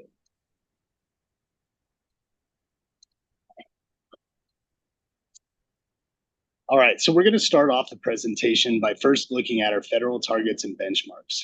These are nationally established safety performance measures that transit agencies are required to align with, as outlined by the FTA through 49 CFR 673, which is also known as the Public Transportation Agency Safety Plan Regulation. Next, we'll take a look at our state targets and benchmarks. These give us a sense of how we stack up against others in our region, and also show us how the state is choosing to apply federal guidelines in practice. From there, we'll shift our focus to the agency's performance. We'll take an honest look at our numbers, see what's going well, and where we have room to improve. This is a key part to identifying gaps and building our strengths. Finally, we'll wrap up the presentation by looking at next steps. This will include action items, upcoming deadlines and opportunities to further strengthen our safety management system. Before we get into the numbers, I want to take a second to talk about why this review matters. At RTD, our focus is pretty straightforward. We're always working to make our system and services safer for every employee and every customer. It isn't just a box we check. It's something we live every day, manage consistently, and keep pushing forward. We track and report our safety performance, not just for ourselves, but also to meet the expectations of the Federal Transit Administration, the state of Colorado, and align with our own internal goals and targets. We're also guided by the Public Transit Agency Safety Program, also known as the PTAS. This falls under the FTA, and for our commuter rail system, the System Safety Program Plan, which falls under the FRA. Those frameworks give us a structure and keep us accountable. They help us stay proactive with risk and make smart decisions using data and make sure safety stays a top priority at every level of our system. Before we go any further, I want to take a pause and walk through some key terms you'll see pop up throughout the presentation. The first one, CAP or CAP, stands for Corrective Action Plan. These are formal plans we create to address specific safety concerns or findings. The next is CPUC, which is the Colorado Public Utilities Commission. They're our state safety oversight agency and provide oversight at a state level for our light rail system. Then we'll see directly operated. This refers to buses directly operated by RTD employees. Next, we'll see FRA, which stands for the Federal Railroad Administration. They oversee our commuter rail safety at a national level. And following that is FTA, which is the Federal Transit Administration. They're our main federal partner for transit safety and compliance. Continuing on, we have NTD, which stands for National Transit Database. This is where we report performance and safety data at a national level. The NPTSP is our National Public Transportation Safety Plan. It's the federal roadmap that helps guide safety strategies across the country. When we say purchase transportation, this refers to bus services or train services that are operated by third-party contractors, but still managed under RTD's oversight. SMS stands for Safety Management System. That's our internal framework for identifying risk, monitoring safety performance, taking proactive steps to improve, and finally, system reliability. In this context, it means the mean average distance a vehicle travels between major mechanical failures, also known as MDBF. It's a key indicator for how well our fleet is performing. Again, there's no need to memorize all of these. Feel free to refer back to this slide if you need a quick reference later on. With that background in place, and now that we've defined some key terms in our guiding agencies, let's begin by looking at how our safety performance compares to federal targets and benchmarks. These federally established metrics give us a standardized way to assess our progress and ensure we're aligning with national safety priorities under the FTA's Public Transportation Safety Program. So this first slide here is our 2024 bus facilities, injuries, and safety events. First and foremost, it's important to acknowledge that when it comes to safety, even a single life lost is one too many. Our goal is always zero, because behind every data point is a person, a family, or a community. That said, based on safety thresholds set by the federal agency standards, we remained within the expected range for our fatalities across all service modes in 2024. While that may indicate progress from a regulatory perspective, we know that statistics alone don't capture the real human impact. When we shift to injuries, we do see a slight overage in our direct operated services, even though we met the target in other areas. This is something that we're looking at more closely to understand the root causes and identifying where adjustments may be needed. Whether it's training, scheduling, or procedures, we're trying to dive deeper to make sure that we figure that out. Now, when it comes to safety events, we're over the target in both direct operated and purchased transportation. That tells us there's room for improvement in our hazard identification, risk mitigation, and perhaps how we communicate expectations across modes and providers. Lastly, our system reliability is an area where we fell short, specifically in direct operated and non-fixed route services. This includes things like missed trips or breakdowns that affect our ability to deliver safe and dependable service. So in summary, we're making strides, but these data points give us some clear direction on where we need to focus in the year ahead. Moving on to our next slide, this is a graphical representation kind of going over what we just had talked about previously. So the red cells here are a visual cue where attention is needed, and the green cells show where we meet our targets. We should never become complacent, especially when we know people's lives and well-being are at stake. So let's begin with our most serious measure, fatalities. Across all service types, we stayed within our established PTAS targets. While that might show alignment with performance thresholds, I want to pause here and clearly say, even one fatality is too many. This is not just about meeting targets, it's about lives and our ongoing responsibility to do better. When we look at injuries, we see direct operated services were slightly above our target. There were 75 reportable injuries compared to the target of 74. It's a small margin, but one we do take seriously, especially considering the injury rate per 10 million vehicle miles also exceeded the goal. In contrast, purchased and non-fixed route services stayed within those targets. When it comes to safety events, we do see areas of concern.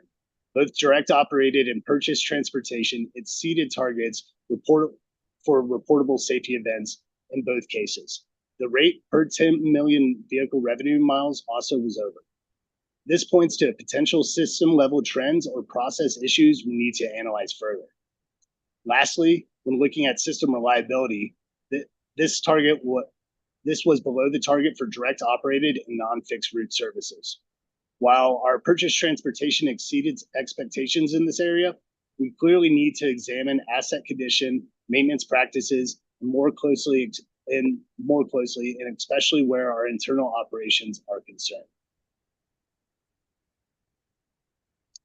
Moving on to our next slide, the 2024 light rail fatalities, injuries, and safety events. We're proud to report that no fatalities occurred, a milestone that meets our target and aligns with our agency's deep commitment to Vision Zero. But let's be clear, Vision Zero isn't just a slogan. It's a framework that holds us accountable to the idea that no fatality is acceptable. We take that to heart. Every safe trip, every shift that ends without incident is a reflection of that mindset in action. We also saw strong performance on injuries with totals and rates well below the target. This suggests our training programs, hazard controls, and operator initiatives are paying off.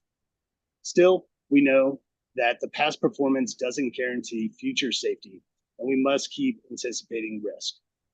One area we truly excelled in this year was system reliability, where we far exceeded our targets. This means there were fewer breakdowns, fewer service disruptions, and most importantly, fewer situations where safety is compromised by mechanical failures. However, we did fall short in the category of safety events, which includes incidents that may have not caused injury, but signal there is a risk, such as things like close calls, unplanned stops, or equipment anomalies. Under the FTA's recent safety advisory 24-2, we're being encouraged and frankly expected to dig deeper into these kind of events. The advisory reminds us that it's not just the big incidents we need to respond to, it's the near misses, the patterns, the leading indicators. These are the things that tell us something isn't right. So moving forward, we're enhancing our internal reporting culture, improving analysis of minor and non-reportable events, and using our safety management system to proactively address risk before they escalate. All this reinforces our long-term commitment to safety as a system, not just a scorecard. And while we're proud of our light rail team's performance, we know the work of protecting our riders, employees, and the public never ends. So looking at the light rail safety data, there are several important takeaways. First and most critically, we had 0 fatalities. This means we not only met our PTAS target, but we took meaningful steps forward in our Vision Zero journey. On the injury side, we performed very well. Only 1 reportable injury was recorded, and our injury rate per 10 million vehicle revenue miles came in at just 1.3, well below our target of 1.2. This is a strong indicator that our operating practices, training, and controls have the intended effect. We also saw exceptional results in system reliability with a performance of over 76,000 miles between major mechanical failures. That's more than double our target. But there is one area where we must continue to focus our efforts, which is safety events. We recorded 18 events, which is above our PTAS target of 14. The rate per vehicle revenue miles also came in high at 23, well over our target of 14.6. These numbers highlight the need for enhanced mitigation strategies. This ties directly into the FTA Safety Advisory 24-2, which urges agencies to take a closer look both at reportable and non-reportable safety events and to treat near misses as valuable indicators of risk. We're actively responding by improving our event investigation process, encouraging more frontline reporting, and applying safety management system tools to uncover root causes, not just the symptoms. Looking at our next slide here, our next slide summarizes our 2024 safety performance for the commuter rail operations. Overall, we saw some encouraging trends. Rule violations and trespasser incidents were both down system-wide, which reflects improved compliance and possibly more effective fencing, signage, or community outreach. Specifically, trespassers, which refers to an unauthorized individual accessing the railroad property. This dropped across all lines, with the biggest improvement seen on our A line. Rule violations, which include failures to follow operating or safety procedures by personnel, were also down compared to 2023, especially on the A and B lines. That's a testament to improved training, supervision, and maybe even more communication between crews and leadership. On the other hand, near misses, which is defined as an incident where a collision or unsafe event was narrowly avoided, did go up. We saw increases particularly on A and our N line. This is something we're taking seriously, as near misses often signal underlying risk that hasn't resulted in an incident, but it could. Finally, FRA reportable events saw a slight uptick across most lines. These are incidents that met the federal threshold for injury, property damage, or system disruption. It must be reported to the Federal Railroad Administration. The volumes are still relatively low, but they are important indicators that warrant monitoring and follow-up action. So while there's progress in some areas, the rise in near misses and reportable events reinforce the need for proactive safety management. All right, and here is a graphical representation showing how those numbers broke down from 2023 to 2024. Next, we'll look at our 2024 FRA inspections. And before we dive into the data of this slide, I do want to define a few key terms that we may have not covered earlier. So a defect is any condition, whether involving equipment, track, signage, or operations, that does not comply with the Federal Railroad Safety Regulations and may pose a risk to safe railroad operations. This includes not only major mechanical or structural failures, but also seemingly minor issues such as faded, unreadable, or missing safety signs or labels. Under the current FRA requirements, all identified defects must be documented regardless of whether they are corrected immediately, ensuring accountability and promoting a proactive safety culture. So a defect will become a violation when it's not corrected or when safety rules are knowingly ignored. So think of it this way. A defect is a condition and a violation is an action or inactions. So action, or the violation the defect turns into a violation if we choose not to do anything about it. So example of this is something like our track gauge. If the track gauge is measured at 57.75 inches, that's just over our FRA limit of 57.5 inches. It's a defect because it exceeds the allowable limit. But if it's a defect and a slow order is put in place, immediately it's not a violation. The violation occurs if we choose to do nothing about that and keep running trains at the exact same speed with no kind of restrictions or anything of the sort.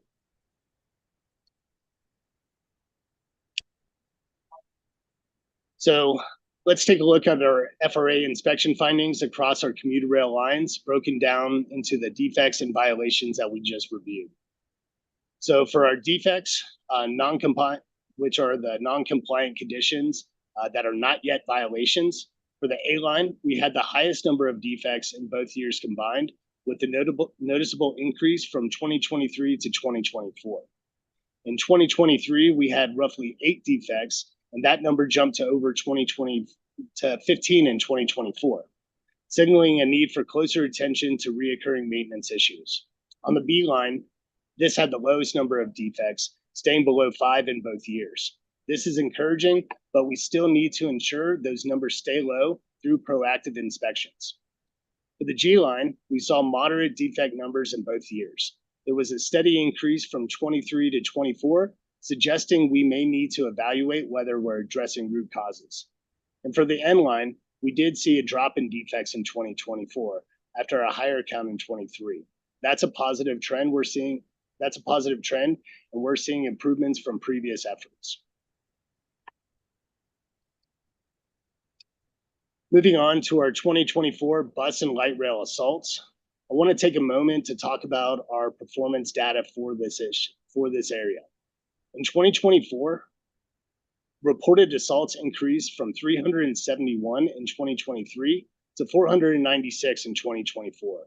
That's about a 33% jump. It is important to understand why this jump happened.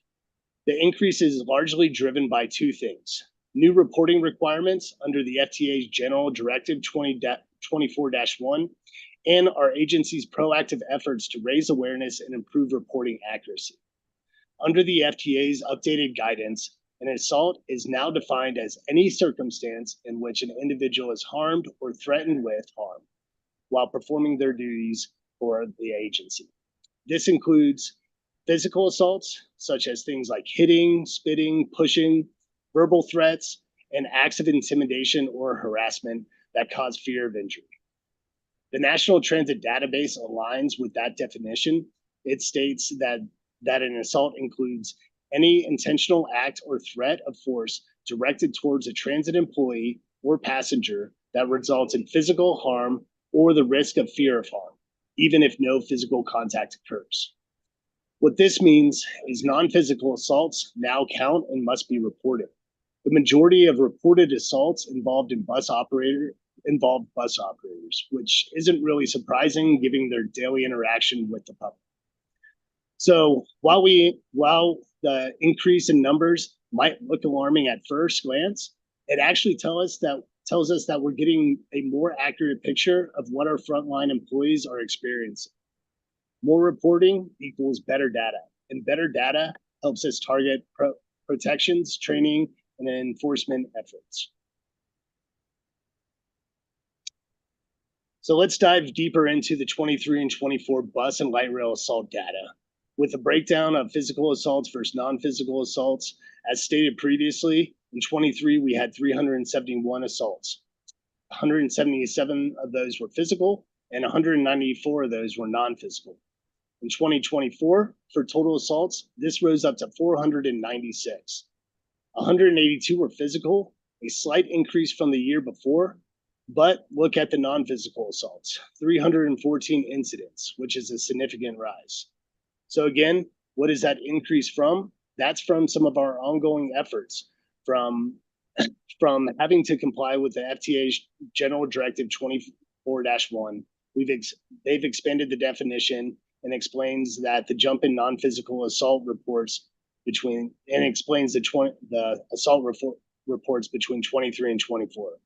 The bottom line, the rise in the reported results reflects reality more accurately, especially the daily experiences of our frontline employees who often face threats of verbal abuse that previously went unrecorded.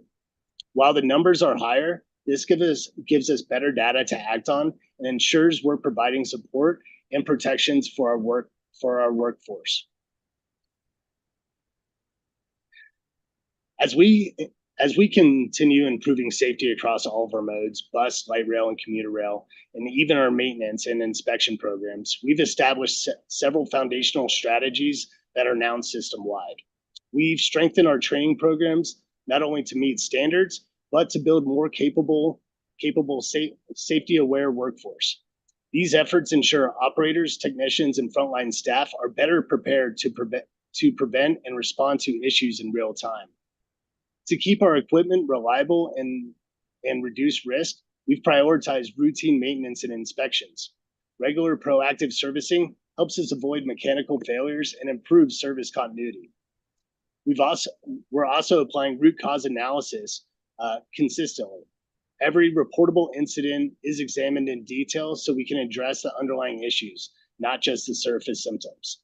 Our safety management system, also known as that SMS, is now integrated across the agency.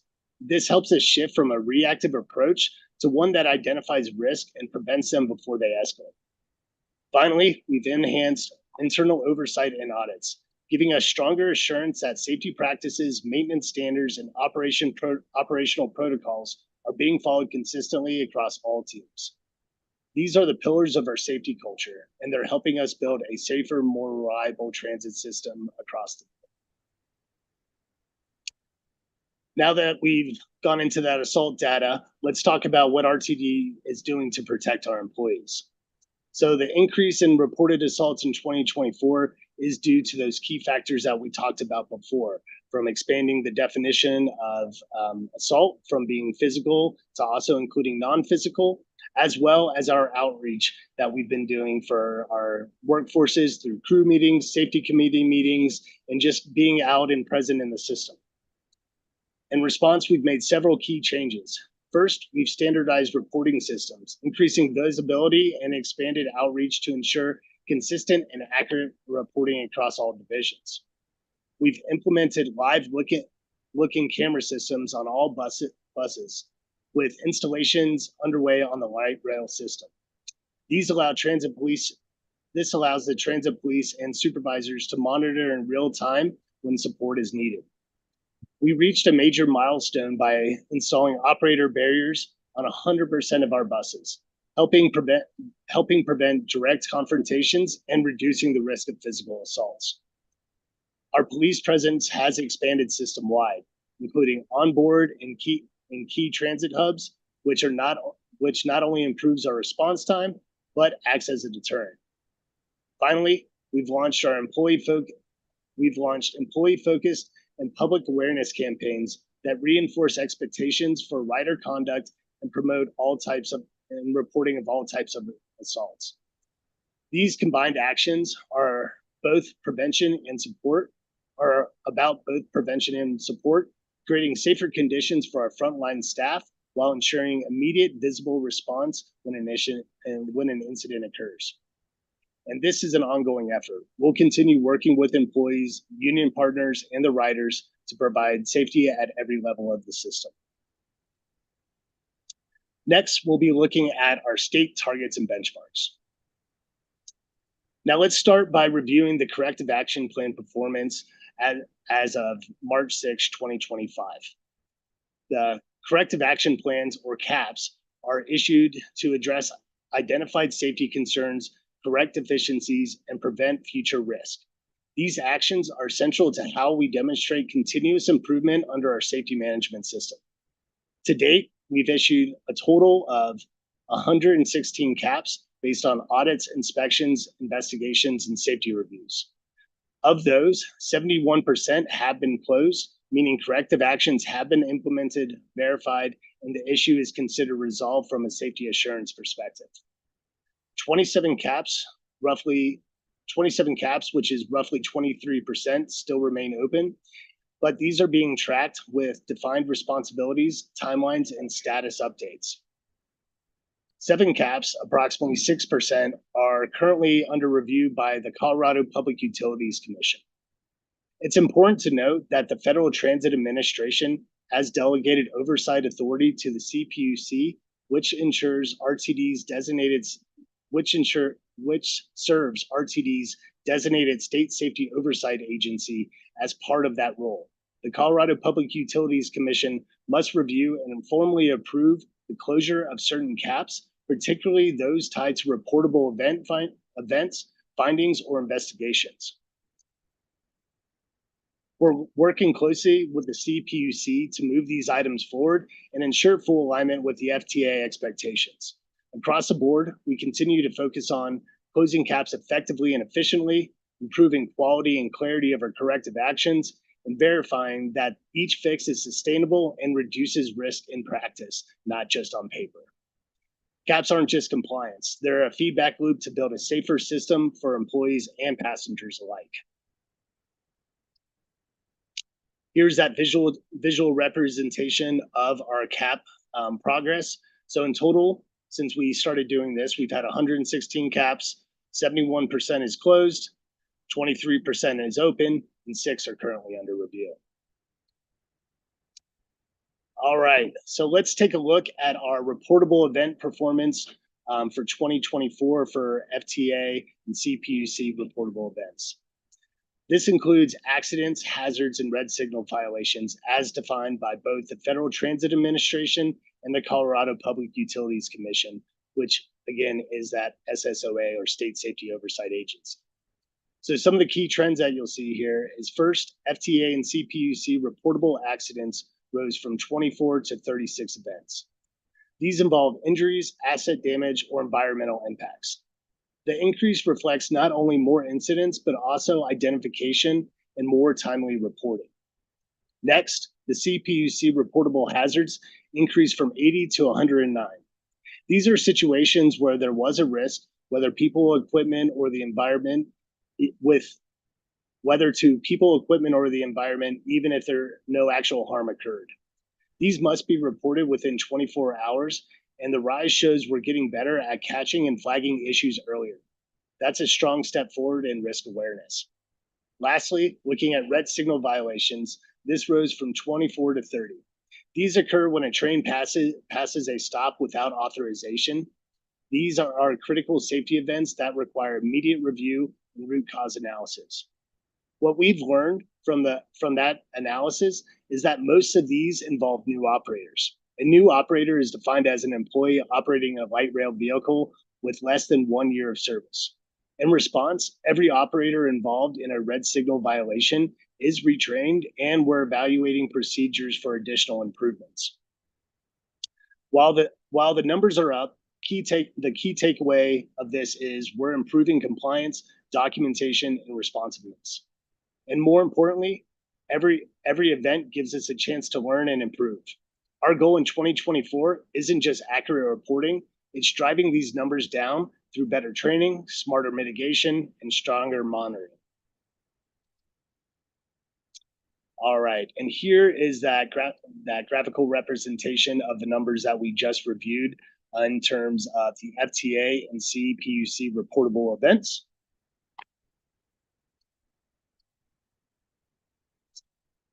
All right, so proactive actions supporting the CAP and regulatory event management. So as we wrap up this section, I want to highlight the proactive steps RTD is taking to address both corrective action plans and the rise in regulatory reportable events. We've made significant progress, again, closing 71% of caps, and our focus is shifting to closing out the remaining open items. That means finalizing documentation, verifying effectiveness, and coordinating with oversight bodies like the Colorado Public Utilities Commission where we need it. But closing a cap isn't just the end of the story. We're implementing follow-up monitoring to ensure those actions are actually reducing risk long term. At the same time, we're tackling the increase in reportable accidents, hazards, and red signal violations. The rise reflects reporting and oversight, but also points to areas of focus. So we're strengthening the event. So we're strengthening event tackling root cause analysis to get to the why behind the issue, expanding training to reinforce safe operations and rule compliance, prioritizing preventative maintenance to mitigate potential failures, and launching ride and field checks across all modes to spot issues before they escalate. All of this fits in within our safety management system approach, where we don't just react to data, we use it as a guide. We use it to guide us continuously safety improvements across the organization. This is about building a culture that's proactive, informed, and accountable, something we're fully committed to in 2025 and beyond. Now that we've reviewed how RTD aligns with both federal and state safety benchmarks, let's shift our focus to our own internal performance. This next section will take a closer look at how we performed in 2024 across key categories such as fatalities, injuries, safety events, and system reliability within each of our service modes. These are the numbers that reflect our day-to-day safety outcomes and the real impacts of our employees, policies, and progress. All right. So in 2024, RTD took a significant step by establishing the Safety Management System and Program Development Work Group. This group was formed to lead the charge in aligning our operations with principles of SMS outlined by the FTA, focusing on risk management, data-driven decision-making, accountability, and safety promotion. Here's what we focus on: proactive strategies. We're moving away from reactive safety and towards anticipating risk before they become incidents. That means improving how we assess hazards, manage change, and communicate expectations across the organization. System-wide coordination. Safety can't live in a silo. The SMS work group is helping to align safety efforts across maintenance, operations, capital programs, and oversight so that strategies are consistent and effective throughout the agency. And finally, we're investing in the ongoing build-out and overall SMS framework. That includes the development of policies, training, performance monitoring tools, and stronger reporting systems. This isn't just a compliance exercise, it's a cultural shift. Our long-term vision is a transit system where every employee from frontline staff to leadership plays an active role in identifying and managing safety risk. The steps we took in 2024 are laying the foundation for that transformation.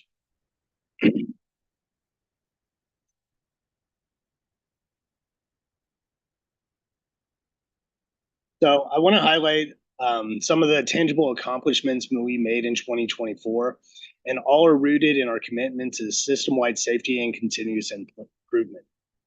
Here's what we delivered. We're implementing a formal policy for event notification, reporting, and investigation, standardizing how we document and how we respond to safety events across the agency. We introduced pre-job safety briefings for high-risk and non-routine work to ensure everyone understands the hazards and the controls before they begin that task or before they begin that job. We developed and delivered HIRA training. HIRA stands for Hazard Identification and Risk Assessment. This is to help staff better recognize and evaluate risk in real time. We launched monthly safety crew meetings across all bus divisions, including maintenance, facilities maintenance, and service and cleaning teams. And importantly, we make direct contact with employees on all shifts. This includes our AM, PM, and our overnight employees to ensure every team has access to the same information, support, and two-way communication with safety. And we successfully met our FTA General Directive goal from 24-1 requirements for transit worker assault reporting, building out both our processes and our awareness around these important issues. Continuing on, in 2024, we strengthened our... Excuse me, Mr. Marks, if I may. You are doing a fabulous job. This is extraordinary. And I was wondering if you wouldn't mind, we typically take a break around 7:30 to allow our transcriber a break and to give us a break. I know you still have some slides left. Would you be comfortable if we took a 10-minute now, and then we'll come back, finish, let you take a breather, and then continue on with Q&A? Yeah. Would that be all right? That's totally fine. Okay, thank you. Again, you are doing a fantastic job, and this is extraordinary work. So with that, we are adjourned, and we will return at 8, what am I looking at? No, 8 o'clock. We'll say 8 o'clock. Thank you.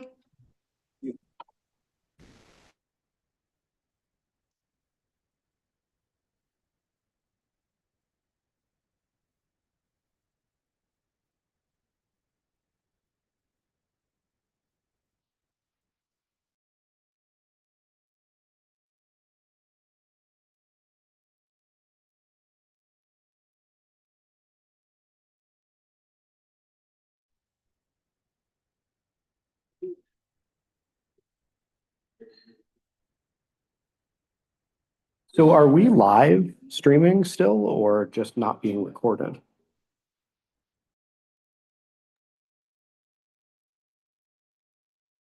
That's a good question, Director Nicholson. I think it depends on what staff has elected to do. We are still live streaming. Okay, we are still live streaming.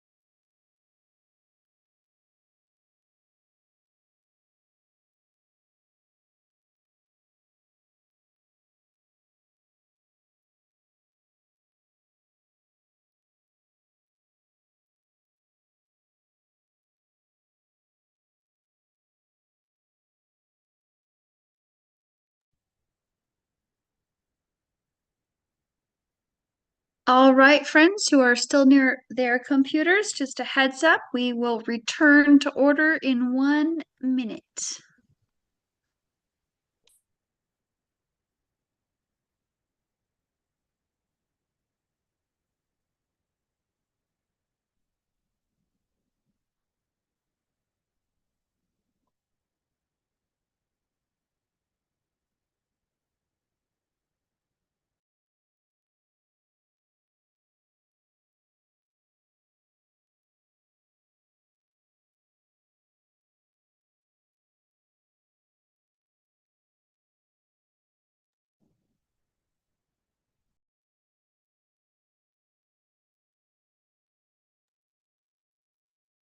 All right, it is now 8 p.m. We are back from recess and our break. Oh, I apologize. Let me restart. It is now 8 p.m. We are back from recess and our break. Mr. Marks was and is doing a fabulous job with his safety presentation. So, Mr. Marks, when you are ready, you may proceed. Perfect. Thank you, Chair Rocha. Can everyone still see my screen and hear me? Yes, sir. All right, so moving back into the 2024 SMS accomplishments. So in 2024, we strengthened our continuous improvement efforts across all 4 pillars of the safety management system. Each action on this slide represents a shift from reactive compliance to proactive risk reduction. So under safety insurance, we implemented monthly facility inspections at every division. These aren't just checklist audits. They help us catch systematic issues before they escalate. Under safety promotion, we've expanded safety skills training for both leadership and employees, reinforcing that safety is everyone's responsibility. We've also made those trainings practical and role-specific, focused on real-world risk scenarios. Under policy and risk management, we rolled out our safety and security certification policy and framework, bringing structure and accountability to how we track certifiable elements across our system. We also upgraded our data systems, enhancing our ability to detect trends and proactively target risk clusters using data instead of waiting for the next instead of waiting for the next incident. These accomplishments are more than procedural. They represent progress in SMS maturity. They strengthen our infrastructure and move RTD closer to high-performing, risk-informed safety culture.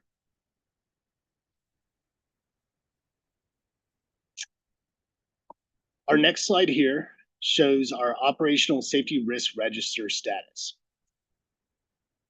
This will show the change from 2023 to 2024 and how we're performing. So our operational risk register is an area which we capture all of our different risks from all over the agency, whether it's a risk whether it's a risk that is brought up by an employee, it comes through a safety committee, or if it's discovered while we're out in the field, all of our risks are captured here and they're tracked until they are fully closed out. You'll notice a sharp increase in the numbers of reported hazards in 2023 to 2024. In 2023, there was 184 hazards reported, and in 2024, there's 328 hazards reported. That's a 78% increase.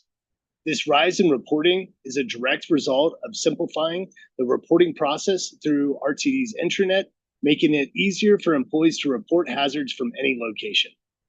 We've also expanded our QR code signage, which we have posted in break rooms, on safety boards, and our operating areas. This allows employees to be able to scan that code and be able to report a hazard from wherever they're at. And consistent safety outreach across all shifts and divisions has helped with encouraging staff to speak up and making them feel empowered to say something when something doesn't look right. So what does this mean? The increase tells us that employees are more aware of risk and more engaged in reporting it. That's a win. We've also closed out more hazards in 2024 compared to 2023. In 24, we've closed out 243 hazards, where in 2023, we closed out 172 hazards. but our closure rate fell from 93.5% to 74.1% due to the type of risks that have long lead times and the quantity of hazards reported. What does it mean for a hazard to be closed out? A hazard is considered closed when it's been formally evaluated, mitigations have been identified and completed, and the responsible team has verified that the risk is now at an acceptable level. This isn't just an administrative step. It's a risk-informed decision to confirm that the issue has been addressed and will not result in harm.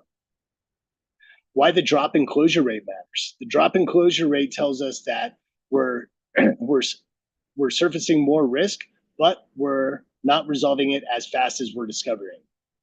This is a challenge, but it's a good one. It tells us that our system is maturing. The next step is to prioritize hazards by risk, not by when they're submitted. Assign clear ownership for resolution, and use safety data to ensure high-risk items are closed out first. We're committed to improving both our hazard awareness and our hazard resolution here in 2025. Let's take a quick look at our on-the-job injury trends for 2024. This slide gives us a month-by-month snapshot of where we're seeing progress and where we still have work to do. So where are we seeing some of this improvement? We have seen really encouraging movement. Injuries were down in several months, and that's a sign that our safety efforts are starting to stick. What's working? Things like targeted outreach, safety briefings, and more visible leadership presence out in the field is making a real difference. Our best months were April, August, and December. Those months stood out with noticeable drops in injuries. During those times, we saw safety teams spending more time in the field, clearer communication around non-routine tasks, and fewer repeat injuries, which shows we're addressing root causes better. Those months showed what's possible when safety is consistently reinforced and not just talked about. But where did we struggle? We did see some clear spikes in our safety numbers and in our injury numbers in September and October. Those were our toughest months. What's behind all that? Early indicators point to heavier seasonal workloads, fatigue building up during long work cycles, and some gaps in PPE and following task-specific protocols.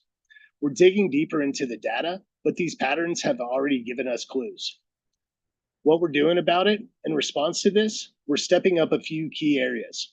We've doubled down on pre-task risk assessments during peak periods. Injury reviews now focus more on what led to the event, not just who was involved.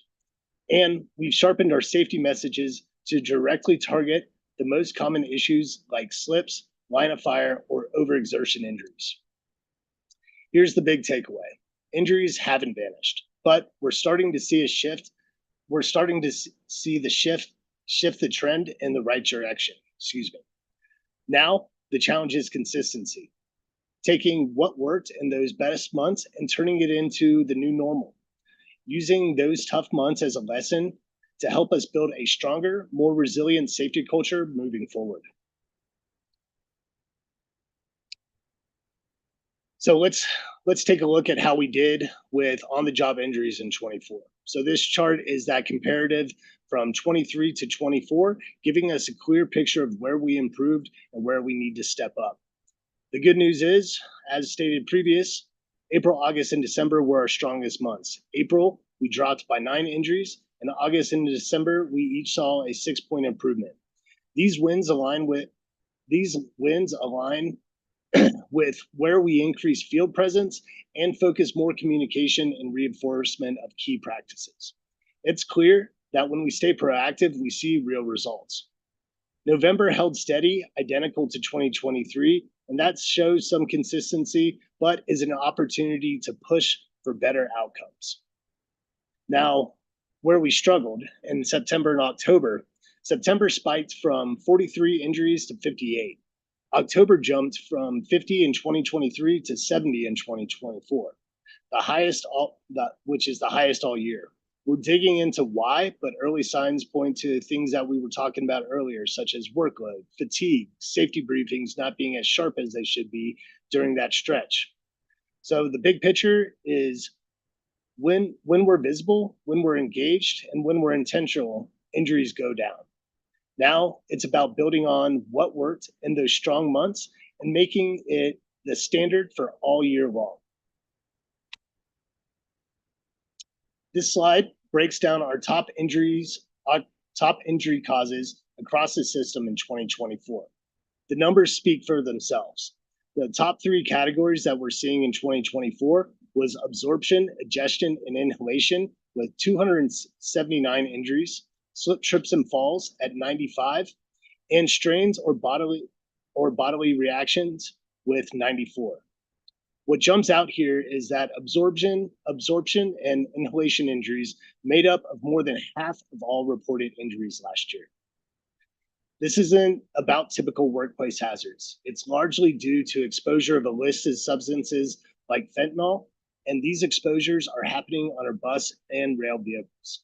To address this, we're actively partnering with RTD Police to identify areas where this is happening, increase law enforcement presence, and take steps to better protect our operators and frontline teams. We also saw struck by and vehicle-related injuries continue to be a concern, especially among our bus, yard, and facilities teams. These are often preventable with better awareness, visibility, and clear communication in areas with moving equipment. The takeaway here is simple. These aren't rare edge case injuries. These are ones happening the most often. So in 2025, we're asking everyone to stay present and aware. Think about what you're exposed to, where you're stepping, how you're moving, because those small movements of attention can make all the difference. This slide really backs up what we've been hearing from frontline employees. The top injuries, especially those related to inhalation and absorption, aren't just numbers. They reflect real exposures happening out on our bus and rail system, often linked to illicit drug use, not traditional workplace hazards. That's why we're focusing efforts with RTD Police to track where these exposures are happening and increase presence in those areas. It's about keeping our people safe. But we also can't lose sight of the physical injuries. Slips, strains, and contacts with vehicle equipment continue to be common, and those are preventable. These aren't rare one-off events. They happen during normal everyday work tasks. So the message we're pushing across the agency is simple.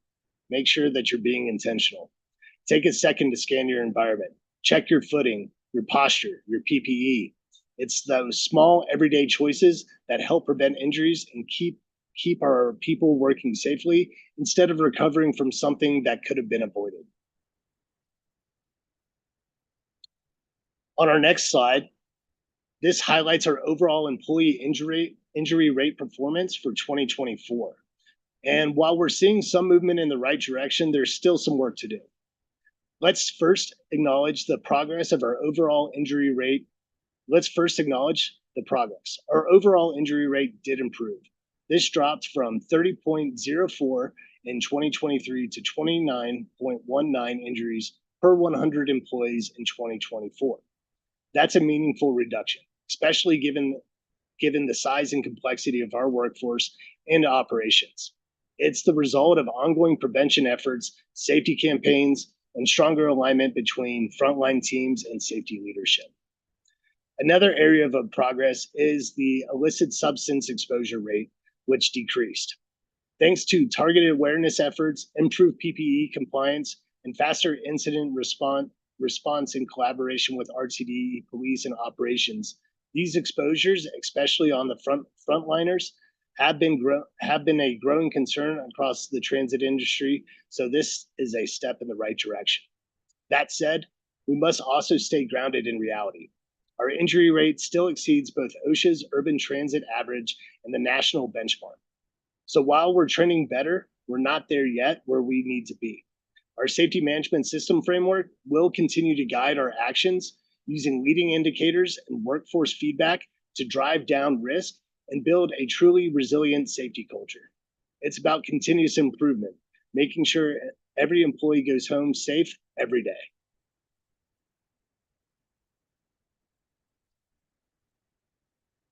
Our next slide gives us a look at bus accidents in 2024. And there are some concerning trends that we need to address. Overall, bus accidents increased year over year.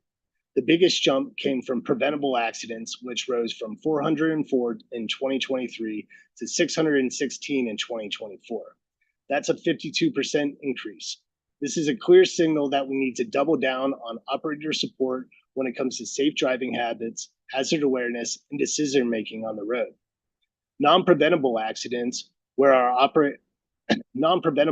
accidents, which is where our operators were not at fault, like being rear-ended or sideswiped, remained relatively steady, moving from 749 to 772. While these incidents are harder to control, they still affect service, safety, and public confidence. When you look at both trends together, they reflect a growing challenge for operators. Traffic is heavier, routes are more complex, and there's more factors in play like added bike lanes, new intersections, and changing infrastructure. All of that puts more pressure on operators and narrows the margin for error. The reality is the environment is changing. And while we may not be able to control traffic or city design, we can absolutely control how we train, equip, and support our operators. These findings are already shaping our response. We're conducting route-specific safety audits, expanding simulator and defensive driver refreshers, focusing more on fatigue and post-incident coaching.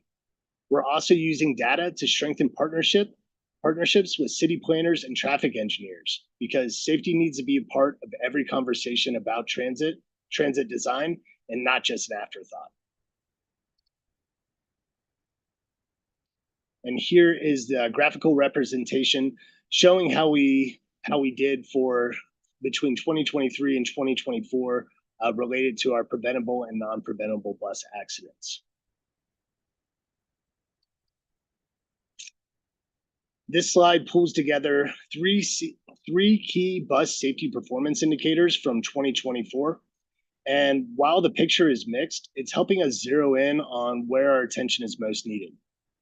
First, we met our target for lost time days due to on-the-job injuries. We saw a 12.8% reduction, which reflects improvement in our return to work programs, better ergonomic support, and early injury intervention strategies. That's a meaningful win, and it tells us some of our occupational health initiatives are making a difference. However, we saw a concerning trend in our preventable accident rate, which rose significantly. As we discovered earlier, this is being driven largely by complex road conditions, increasing traffic, and the need for stronger support and retraining of our operators. This ties directly to our proactive response plan in alignment with the FTA Safety Advisory 23-1, which calls for targeted retraining, route risk assessment, and data-informed interventions. Lastly, we noted a slight increase in slip, trip, and fall and strain-related injuries. While not large spikes, these types of injuries tend to reoccur if not addressed systematically. That's why we've doubled down on prevention through footwear policy enforcement, improved housekeeping protocols, and PPE refreshers. Together, these metrics paint a clear picture, progress in some areas and persistent challenges in others.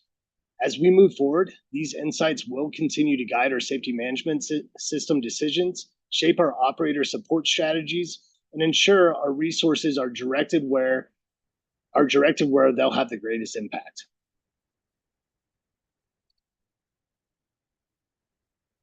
This table provides a snapshot of our 2024 performance across several of our bus safety indicators, comparing results to both 23 and our internal targets. So let's start with what needs attention. The most significant variance in our preventable accident rate, which increased by nearly 46%, rising from 2.35 to 3.43 accidents per 100,000 miles. Our goal was to stay below 1. So this clearly did not meet the target, and it reinforces the importance of our targeted retraining, route audits, and our alignment with the Safety Advisory 23-1.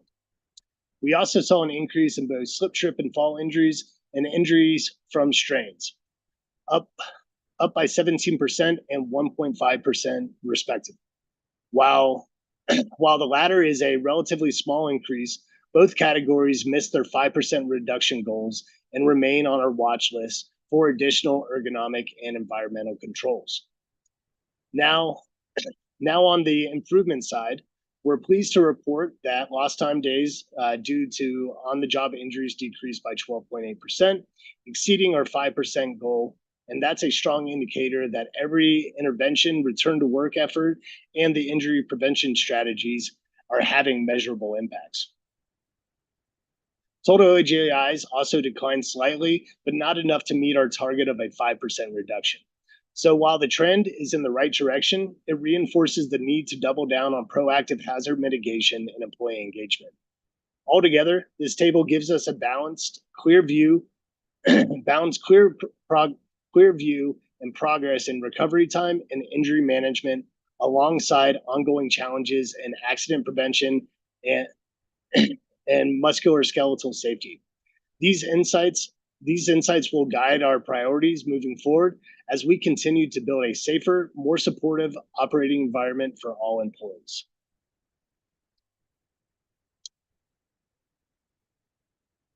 This slide here is going to focus on our light rail operations. The results highlight both meaningful progress and some clear opportunities for improvement. First, a major win on our preventable accident rate improved by 33.3%, successfully meeting our target of fewer than one accident per 100,000 miles. That's a strong indicator that our operator training, oversight, hazard recognition programs are producing real results. This performance improvement not only reduced risk, but also helped maintain public trust and operational continuity. However, we didn't meet our internal targets across other key areas. This includes metrics like total on-the-job injuries, lost time, and other injury categories where we have aimed for a 5% reduction. The data shows that despite operational improvements in some areas, employee injury risk, especially during day-to-day activities, remains a concern. Specifically, slip, trip, and fall and strain injuries increase significantly, and those will be the focus of our next wave of interventions. These are often preventable with right environmental controls, ergonomic support, and situational awareness training. They also tend to affect frontline personnel the most: operators, mechanics, field staff. So this is where we'll be directing our additional support and education. So while we're encouraged by the drop in preventable accidents, we're using the broader results to guide more comprehensive approach to workforce safety, one that supports employees in every role and every environment. This table provides the detailed view of how light rail performed across their key safety metrics in 2024 and helps us celebrate what went well and where to zero in on where we need to improve. We'll start with the most positive, our preventable accident rate of 100,000 miles, which improved by 33.3%, dropping from 0.12 to 0.08. This not only met but comfortably beat our goal of staying under 1 per 100,000 miles. That's a testament to the work of our operators and our safety teams doing to promote driver safety, behaviors, and situational awareness. However, the rest of the indicators did not meet the targets, though some showed minor improvements. Lost time days due to on-the-job injuries increased significantly by 32%, pointing to both injury severity and recovery duration. This tells us we need to focus prevention, but not on injury, but total management and return to work progress. Total OGIs dropped slightly by 2.22%, but not enough to meet our 5% reduction goal. We'll continue refining our approach to early intervention and root cause analysis. More concerning are the increases in slip and fall injuries, which jumped nearly 70%. The strain-related injuries, which rose by 29%. These are categories represented by most frequent and preventable injuries in our system, especially during vehicle ingress and egress and maintenance operations. Each of these red indicators now has the corresponding action item attached to it. From ergonomic reviews, PPE reinforcement, and safety coaching, the environment-specific hazard assessments. This performance profile isn't just about pointing fingers, it's about focusing attention. And what this slide tells us is when we apply targeted strategies like we did with preventable accidents, we can move the needle. Now we just need to expand the success to the other risk areas. Our 2024 system-wide proactive actions taken. This slide brings together the key proactive safety efforts we've implemented across the entire system, from bus, rail, and facilities, in response to performance trends, emerging risk, and frontline feedback. For training and education, we expanded training across all modes to focus on preventable accidents, hazard awareness, and injury-specific scenarios. This included hands-on refreshers for common risk like slips, trips, manual handling, handling of equipment, and line-of-fire hazards. Field oversight and engagement, we increased our field visibility and day-to-day safety oversight. Supervisors, safety staff, and leadership are now more active in the field, conducting ride checks, observing tasks, and engaging in real-time coaching to reinforce safety practices and support employees on the ground. Communication and outreach. We launched targeted safety campaigns during high-risk periods and in high-risk locations, reinforcing critical behaviors like PPE use, safe movement, and situational awareness. These messages we pushed through multiple channels, including operator bulletins and safety huddles and digital communications. Data-driven action. We moved from reacting to predicting. Using injury and accident trend data, we're identifying hotspots, repeat contributions, and risk clusters. That information is guiding targeted interventions, whether it's retraining, infrastructure feedback, or adjusting operations. And cross-functional collaboration. We're working more collaboratively with bus, rail, operations, training, RTD police, and even local municipalities to address everything from traffic pattern changes to environmental risk. This collaboration is key to closing safety culture gaps and building a more resilient system. At the heart of this approach, our commitment to safety management system principles, learning from the data, engaging in our workforce, and taking preventative action before incidents occur. Continuing on, with our data-driven action, we've moved from reacting to predicting. Using injury and accident trend data, we're identifying hotspots, repeat contributors, and risk clusters. That information is guiding targeted interventions, whether it's retraining, infrastructure feedback, or adjusting operations. For our cross-functional, for our collaborative risk mitigations, we have been working more collaboratively with those different groups that we had mentioned before, from bus, rail, RTD, police, and our training. Now that we've reviewed safety and performance across all modes, it's time to shift our focus to what comes next. We'll walk through key actions already underway and strategic steps we're taking to strengthen prevention, reinforce frontline support, and stay aligned with both internal goals and FTA expectations. Let's take a look at where we're heading from here.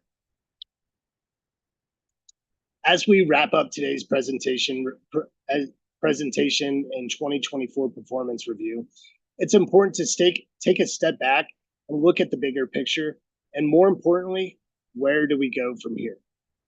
RTD has made meaningful progress, from reducing preventable accident rates in light rail to strengthening outreach to increasing transparency in our reporting culture. Our safety team has evolved to be a more data-informed, more proactive, and more engaged in day-to-day challenges that our employees face. But we're also being transparent and accountable. We know that slips, strains, preventable bus accidents are still too high. We know that fatigue and operational stress continue to pose risk. And we know that delivering on safety isn't about one report or 1 year. It's about every person, every shift, every day.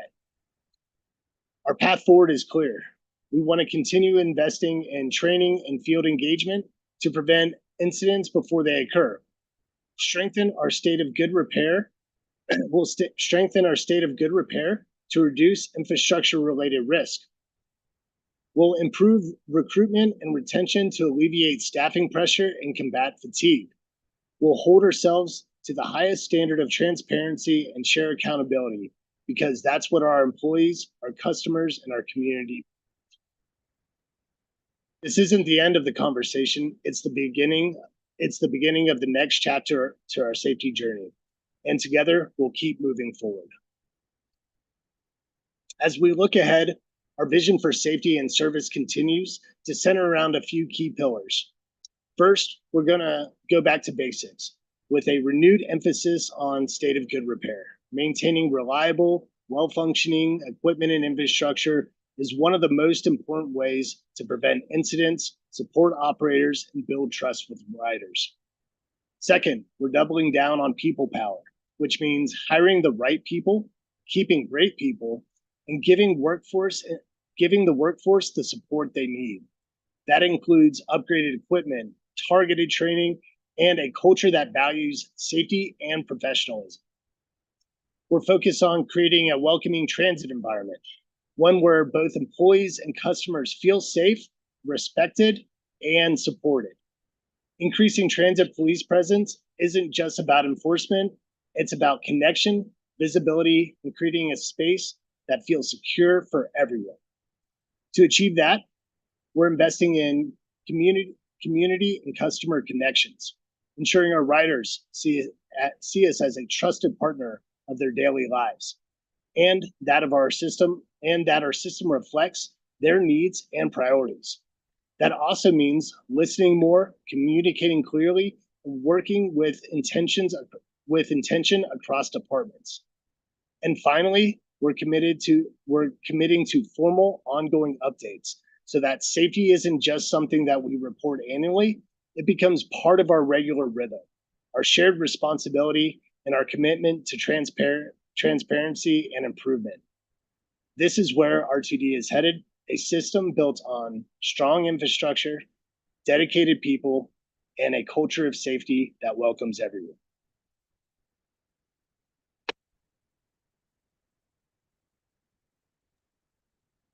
Thank you, sir. That was amazing.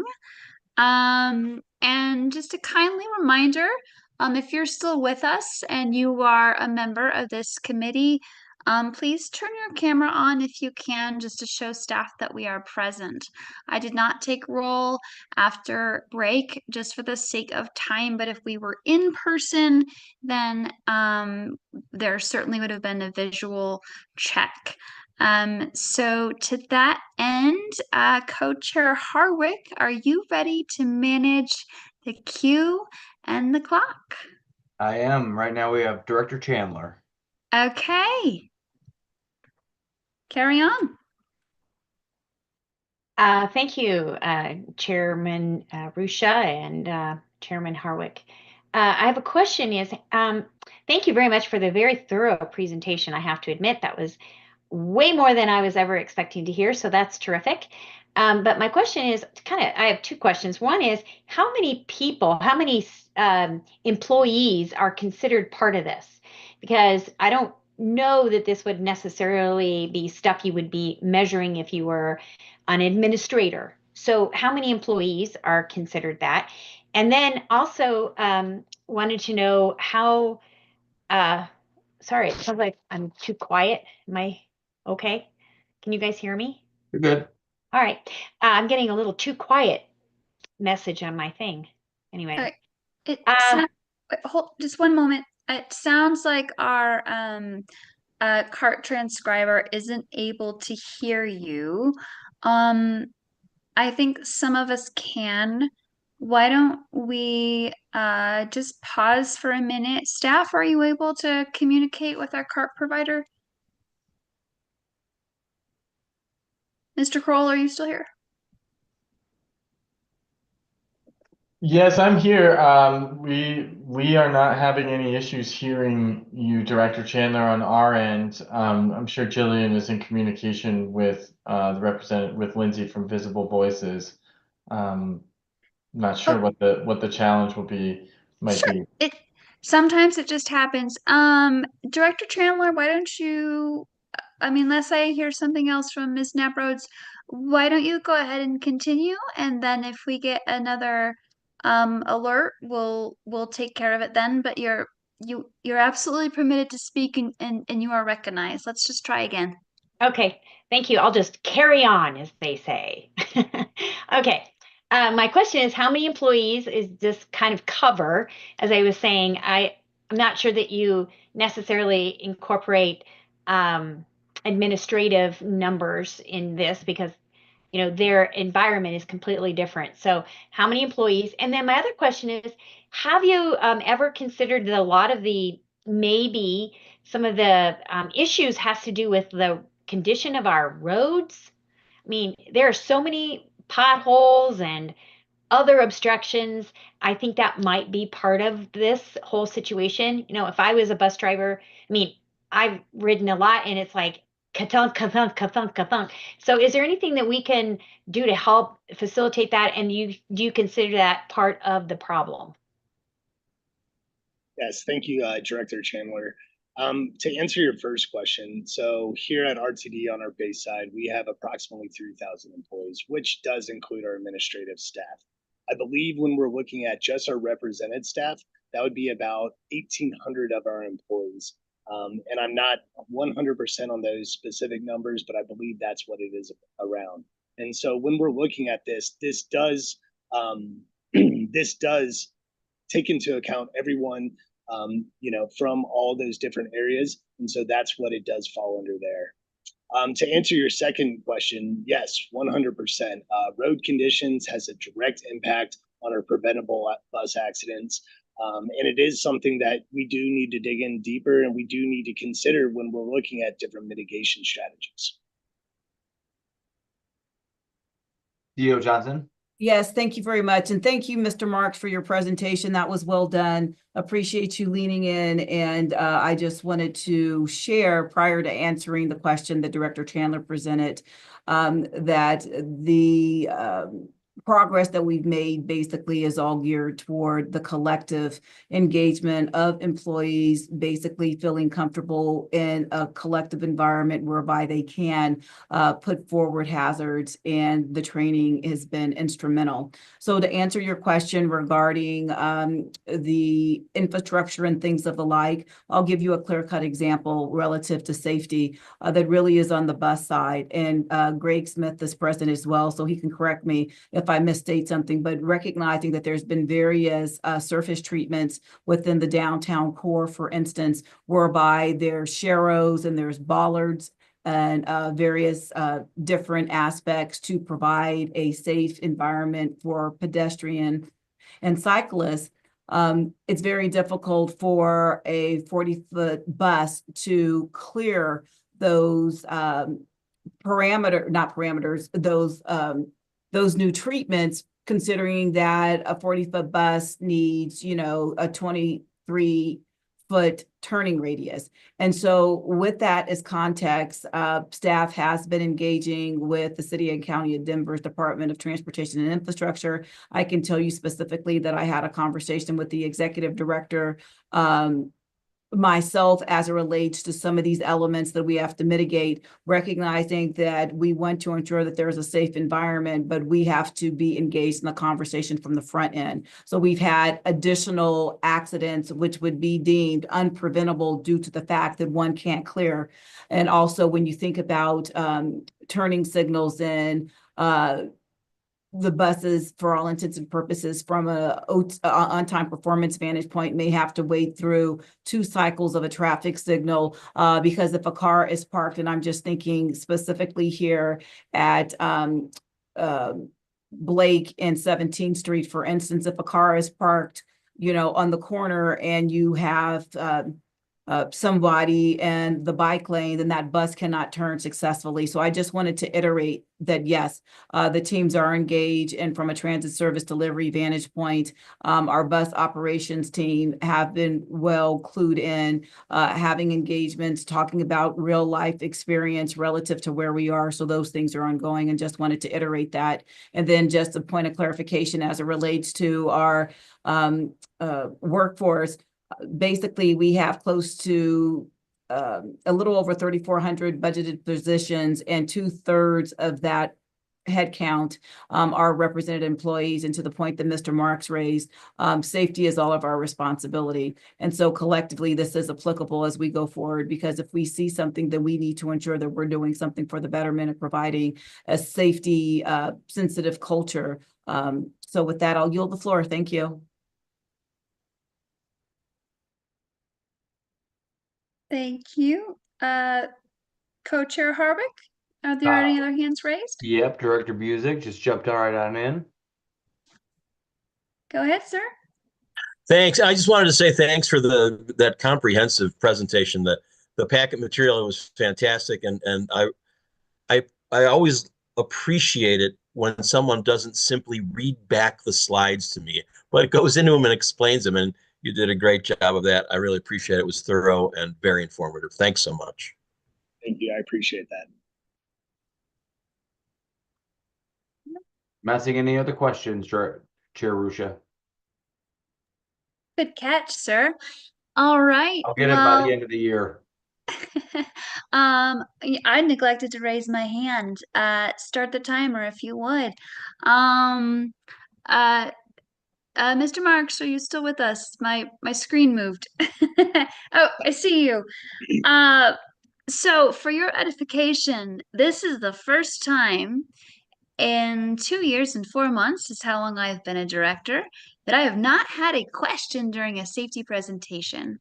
So that is kudos to you, because you did such an excellent job, and maybe your colleagues could fill you in. I think yeah, an honorary ribbon is worthy at the moment, but really you did a great job. Thank you. We appreciate it. And thanks for hanging on with us. Absolutely. And thank you for the kind words. And I do want to acknowledge my team, because without them, none of this would be possible. So I want to put a shout out to them as well.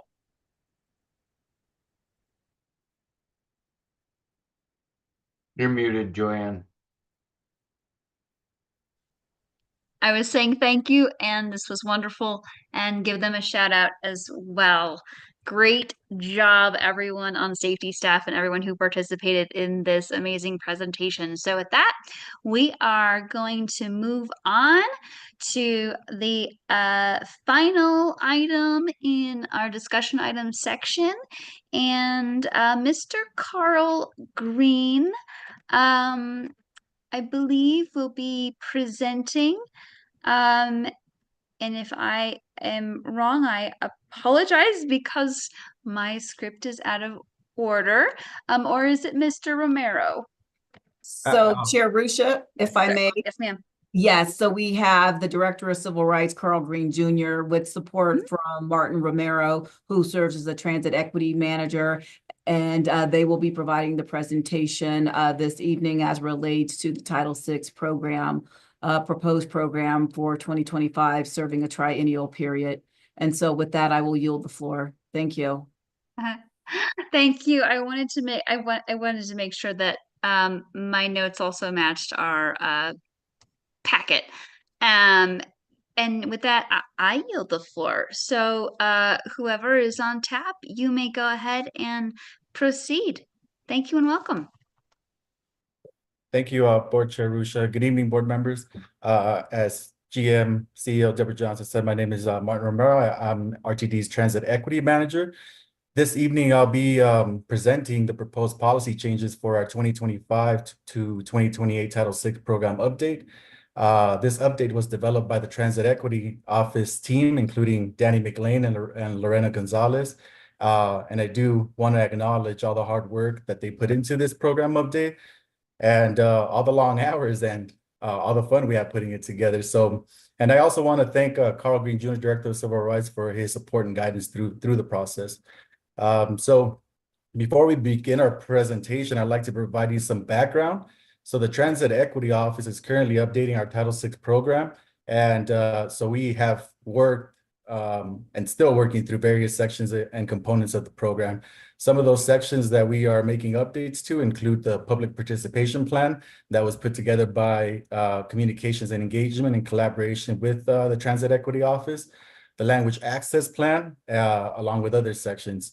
Today, I want to take the time to cover our 2025 to 2028 Title VI program update, proposed policy changes. Next slide, please. So in this presentation, we will cover an overview of the Civil Rights Act of 1964, specifically Title VI requirements, and then we will cover the proposed policy changes and cover in detail the proposed updates to our major service change, disproportionate burden, specifically the low income definition, and our updated definition to our fair equity policies. And then we'll cover public feedback efforts completed to date, and we'll take a look at our timeline and next steps. Next slide, please. Okay, so why are we making these updates, right? So RTD updates its Title VI program every 3 years to comply with FTA requirements and ensure our policies reflect current and projected service conditions, shifting demographics, and the advancement of our transit equity goals. So this update strengthens equitable transit access by reviewing our policies, which include the major service change, our disproportionate burden, and our fair equity policies. Additionally, ongoing monitoring and compliance efforts ensure we meet federal Title VI standards, and so through this process, RTD builds a more fair and equitable transit system that aligns with both regulatory requirements and community needs. Next slide, please. I think we skipped the slide. One back, Carl. Title VI of the Civil Rights Act. There we go. So at the foundation of our requirements is Title VI of the Civil Rights Act of 1964, which RTD must comply with as a recipient of federal funds. Title VI prohibits discrimination based on race, color, and national origin, and ensures fair and equitable access to RTD services and programs. And we also follow the guidance provided in the FTA circular, which outlines how transit agencies, including RTD, must implement Title VI to prevent discrimination and maintain compliance.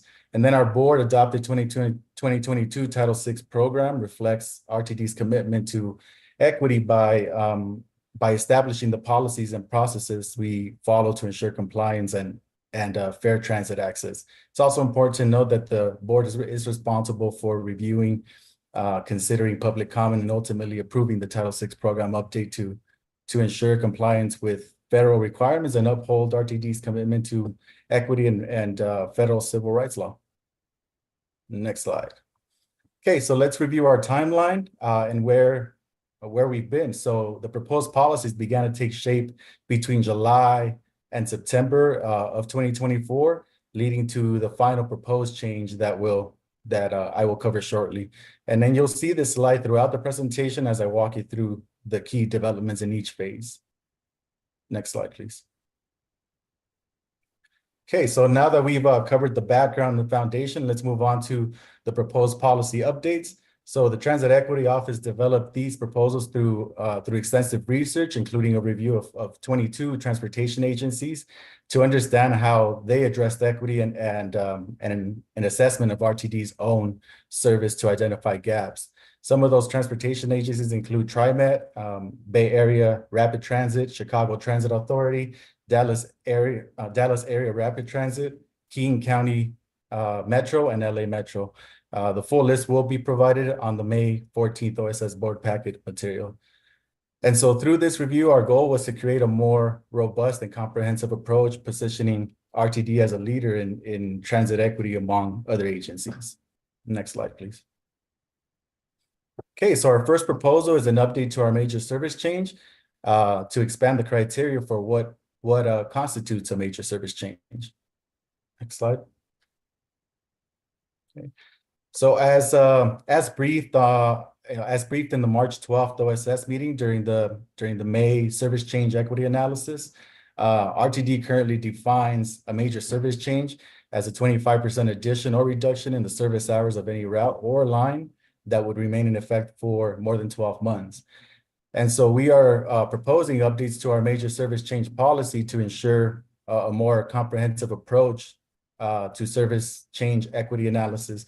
Under the proposed change, a major service change will be defined as any 25% increase or decrease in service hours, route miles, service span, or frequency. And this threshold applies to changes made all at once or cumulatively over a 36-month period, removing the 12-month limitation. Additionally, the policy will now cover the implementation, elimination, and discontinuation of a route or line. The goal here of these updates is to broaden the criteria for equity analysis and account for smaller incremental changes over time that may have significant cumulative impacts on our community, specifically the underserved populations. Next slide, please. Okay, so let's walk through some visuals, some visual examples of the proposed change and how it will be monitored, and actually what it looks like. So taking a look here at Route 8, for example, in September of 2025, there was an increase to let's just say revenue hours in January 2026 and May 2026, there were more increases. So 10% and 16% respectively. So this adds up to 31% within 36 months. And therefore, in May of 2026, we have to complete an equity analysis because it has surpassed that 25% threshold. Route B, for example, we have an increase of 10% in September 2026, another increase of 14% in January 2027, and then a decrease in May 2027. So a net total of 14% so far. And then finally, a 15% increase in September 2027, where the threshold is reached at a total of 29%. And this would trigger an equity analysis here. Route E, 24% increase in September of 2025, and then 1% increase in January of 2029. And although this totals to 25%, no equity analysis would be required here because the 1% was increased outside of the 36-month window, at which point the count for Route E resets for revenue hours. And so we will track each criteria for a major service change independently in the same way. Next slide, please. Okay, so to provide clarity on what route miles will look like, let's take a look at this example depicting a reduction of a route by 5 miles. So essentially, a route that is 20 miles in length is truncated by 5 miles. That's a 25% decrease, which means that meets the threshold. Inversely, if we start with a 15-mile route and add 5 miles for a total of 20 miles, that's a 33% increase, also exceeding the 25% threshold. And so an equity analysis would be required for both scenarios. Next slide, please. Okay, operating hours, also referred to as service span of hours. So to give you a visual example here, let's say a route begins its day at 6 a.m. and ends at 3 p.m. And at the end, and then we decide to increase the span of hours by 3 hours to 6 p.m. This is also a 33% change, and therefore this would be subject to an equity analysis. Inversely, taking 3 hours from a route and reducing from 12 hours to 9 hours is a 25% change, and that also meets the threshold as well. Next slide, please. Okay, so in terms of frequency, this example here shows the frequency of a route to be every 15 minutes or 4 buses per hour. If we reduce frequency to every 20 minutes. That is a 25% difference, and an equity analysis would also be required. Next slide.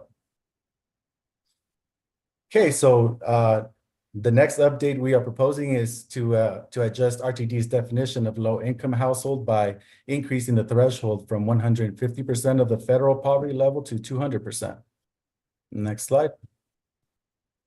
So currently, a household is classified as low income if its total combined income, meaning the income of all individuals living in the household, is at or below 150% of the federal poverty level. We are proposing to raise this threshold to 200%, allowing more households to be recognized as low income. And this change is important because it expands the number of households included in RTD's equity analysis for service and fare changes, allowing for more comprehensive and inclusive evaluation of equity impacts on low-income individuals and families. To the right here, you'll see a chart from the U.S. Department of Health and Human Services showing the income threshold for different household sizes to be considered low income. For example, under the current 150% federal poverty level threshold, a household of 4 earning $48,225 or less is included in our analysis.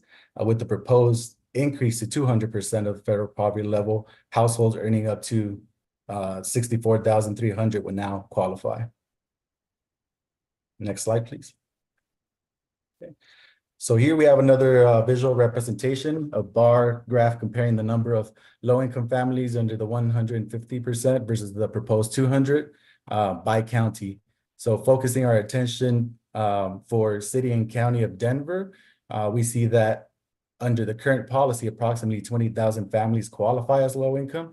And with the proposed increase, this number would rise to approximately 30,000 families.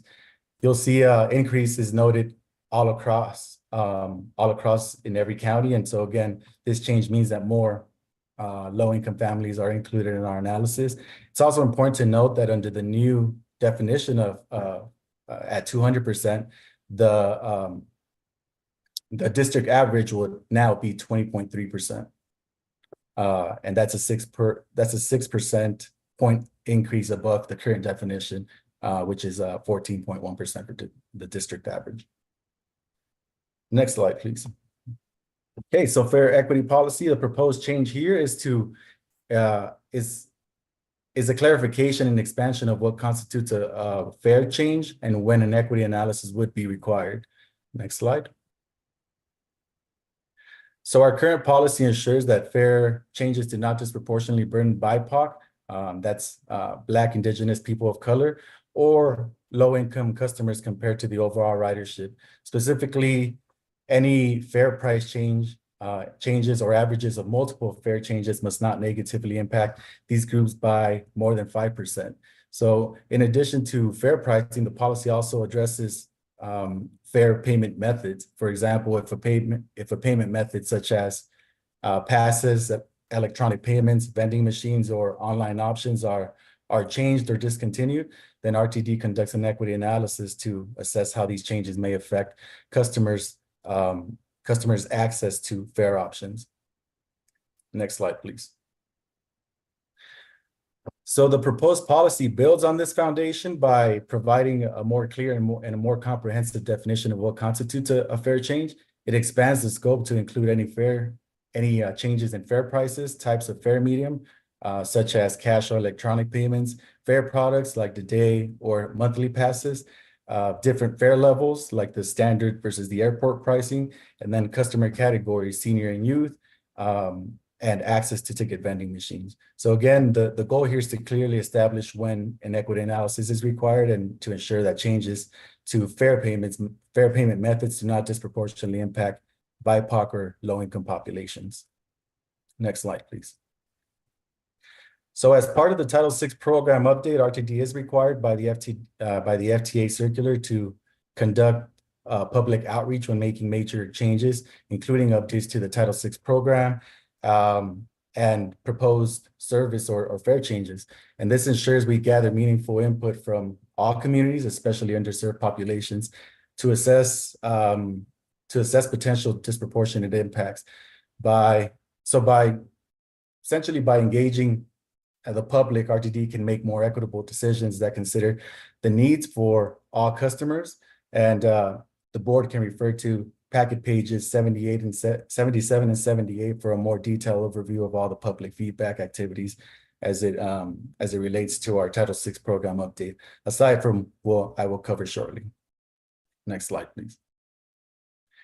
Okay, so here's our timeline once again. So after drafting the proposed policies, highlighted in red, we moved into the next phase. So from December to January, we presented to various groups, gathered public feedback, and incorporated relevant input into our Title VI program.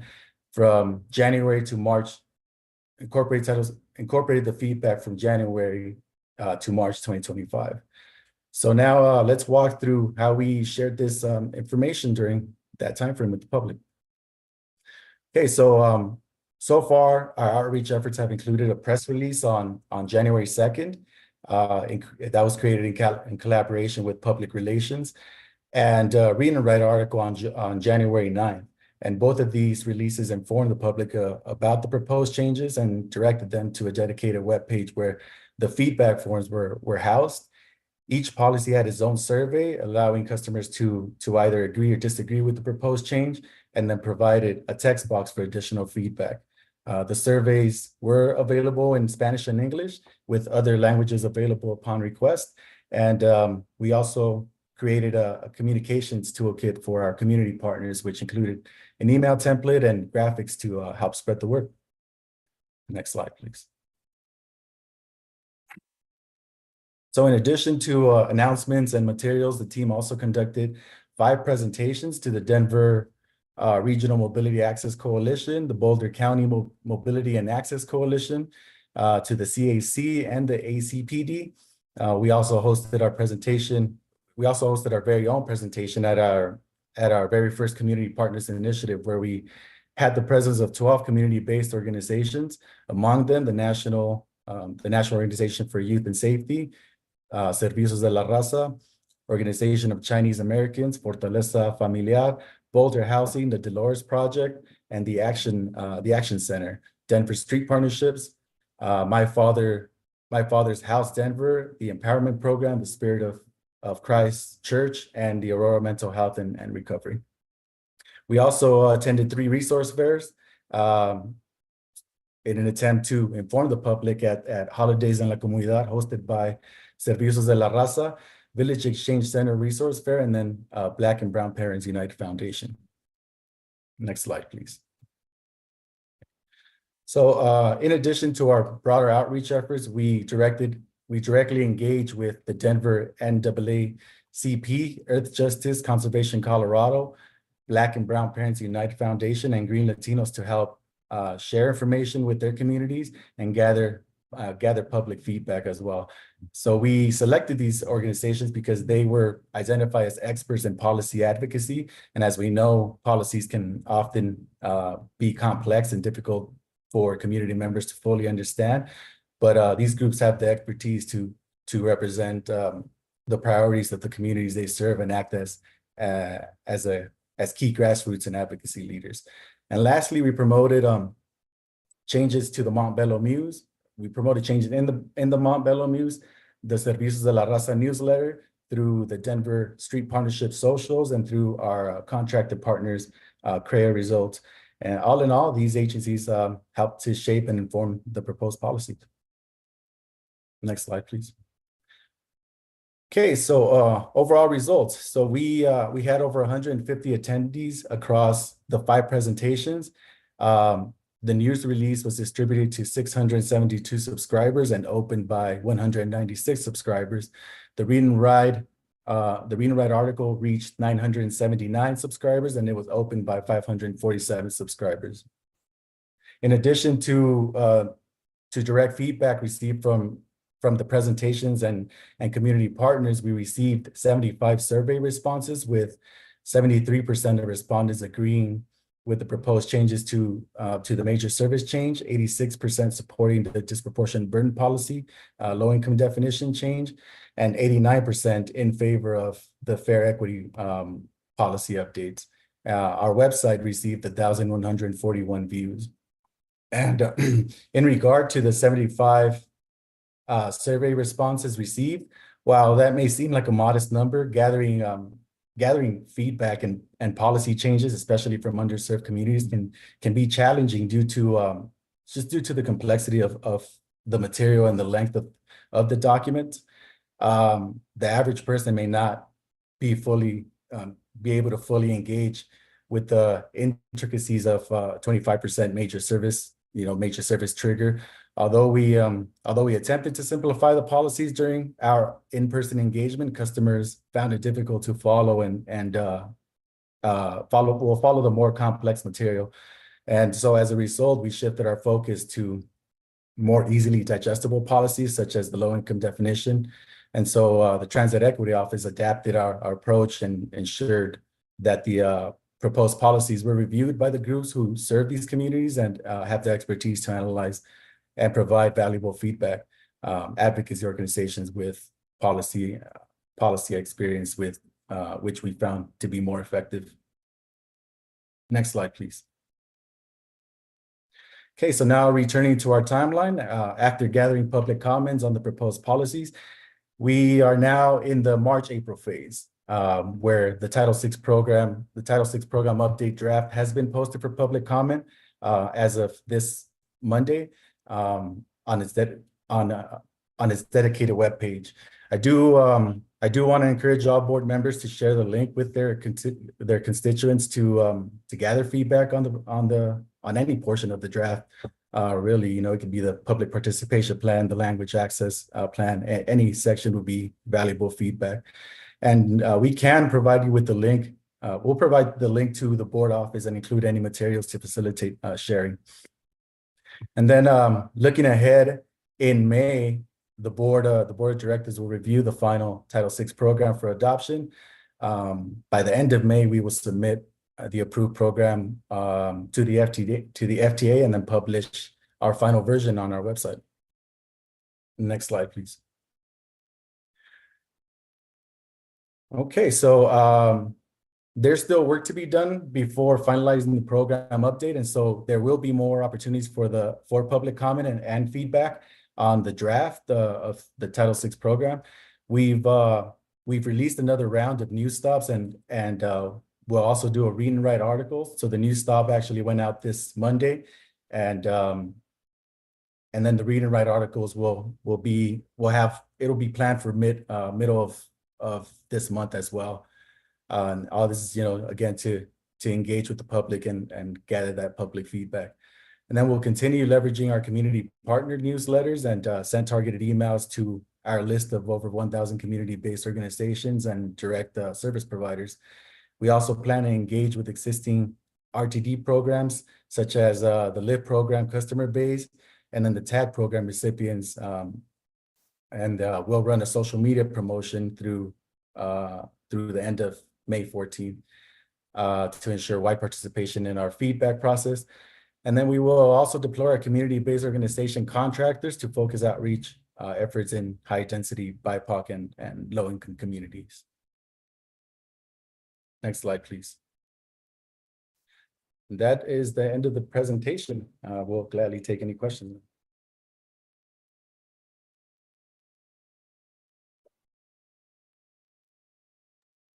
Director Pagliari. Thank you. This is Director Pagliari. Thank you, Mr. Romero. I have a few questions. Basically, my overarching question is, why do we want to implement a system that makes it more difficult to do service changes? And then I have a follow-up after that. Thank you. Chair Arusha, if I may. Yes, sir. And just a kindly reminder to directors, let's try to keep decorum. Go ahead, Mr. Green. Yes, great question, Director Pagliari. Just to take a step back and to ground us in the intent and purpose of Title VI and as it relates to FTA requirements with respect to conducting service equity analyses, this is not necessarily creating a stop sign to say or taking a more in-depth approach to the way in which we conduct service equity analyses or providing a roadblock to the way in which we implement service changes. This is more so, again, to make certain that when we make these changes, we are assessing the impact on historically underserved populations, i.e. Black, Indigenous, people of color, and low-income populations. So it's not putting up a stop sign. It's more so providing the opportunity, which is also a board of directors' responsibility as it relates to policy, to ensure that we are not creating adverse impacts with respect to Title VI. Thank you. My follow-up then was I see some flaws with this that I don't want to go into detail about, but essentially I'm concerned that if we expand the criteria for requiring equity analysis too large, then we will actually tie our hands for doing overall better good in the system. For example, when we increase the number of people who are affected by this, and it turns out we just have made it into impacting the whole system. It seems like maybe I'm misunderstanding how this process works, but we'd have to do a service analysis on every single change, or way more than we do today, and that just seems like really resource intensive when we already trust our staff to make decisions that don't negatively affect disproportionately communities with disproportionate opportunity. I think that was more of a comment, so I'll just leave it at that. Thank you, unless there's a response. If I may, one of the Please. chairs. So thank you very much. I'm sorry. I'm not sorry. I'm going to take chair's privilege for a moment here and ask, before we get into this conversation too deeply, Director Pagliari, you're still with us, right? Okay, we did permit you a follow-up, and I would like to understand, so that perhaps everyone else here can understand, if there is a part,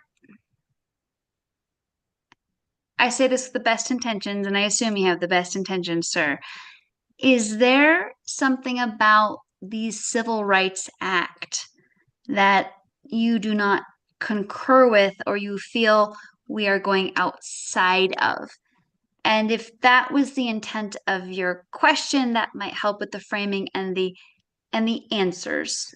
And then if you'd like to answer, you may. If you would like to just yield to our general manager, that is more than appropriate. I don't want to put you on the spot. I am, again, just asking us to remember decorum in the language that we use in this committee. Thank you. I would like to hear the response from General Manager and CEO Johnson, please. Thank you. Absolutely. Yes, thank you very much, Co-Chair Arusha, and thank you, Director Pagliari. So what I was going to do is just provide some context relative to the optimal word, and what we do is service delivery to the public. And as we think about those that are most transit reliant, especially those that are below a certain income level and things of the like, we are not trying to place stop signs and limit what we can do. What we're trying to do is ensure that there is equitable access to public transport, and in support of the Civil Rights Act of 1964. In doing that, that's the intent that we are putting forward. So there is a broad brush understanding, and more specific to the point, what we're trying to do here with the proposed modification to the Title VI program is to ensure that we're not unintentionally creating a disparate impact by making changes via service change in a fragmented way, where we're not looking at the sum of the impacts within a certain period of time. So I just wanted to provide that context. So thank you so much. And I'd like to provide a additional response. One thing that if I may, Chair Arusha, one thing I would like to highlight as well, knowing that we do not make decisions in a vacuum, and a key partner in the development of the proposed policy changes as it relates to service equity analyses was in part and parcel with service development and scheduling. and knowing the left and right parameters of the way in which that we would be, that if this is approved, the way in which we would be conducting these analyses, i.e. what type of data will we need, what is the calculus to making this assessment.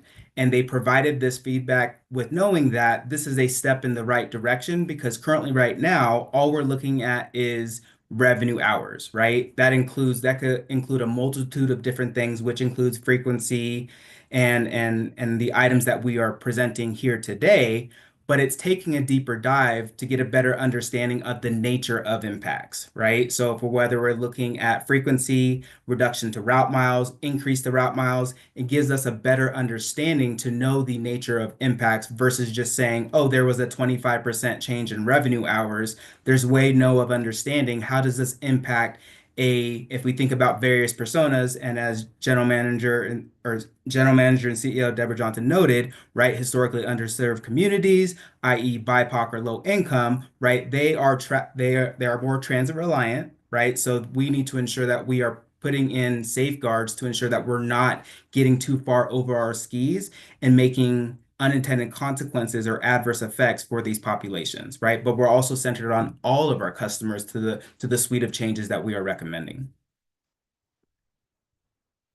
Hopefully that helps.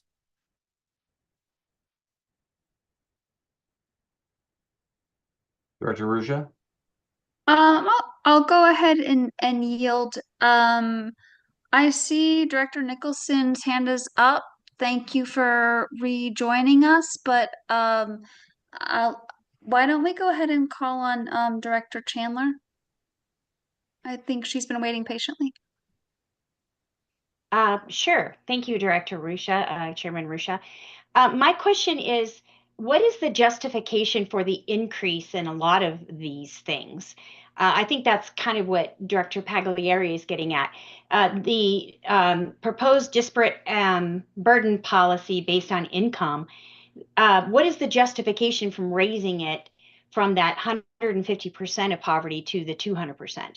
And I think also maybe Director Pagliari's point is pretty soon we're just going to have death by analysis, right? There's going to be so much analysis on every single thing we do that we actually aren't going to be able to provide the transit which this agency is supposed to be providing for everyone, not just certain populations. So I think that's his point more, but I just want to know, what is the justification for the increase in a lot of the things that you're doing? Chair Ruscha, if I may. So an additional point that before I get into that particular, the questions or the responses to your question, Director Chandler, I do want to highlight, as taking a step back, reflecting to 2022, where the Board of Directors adopted proposed policy changes at that point in time. When we initially did the analysis, it was only looking at route level changes.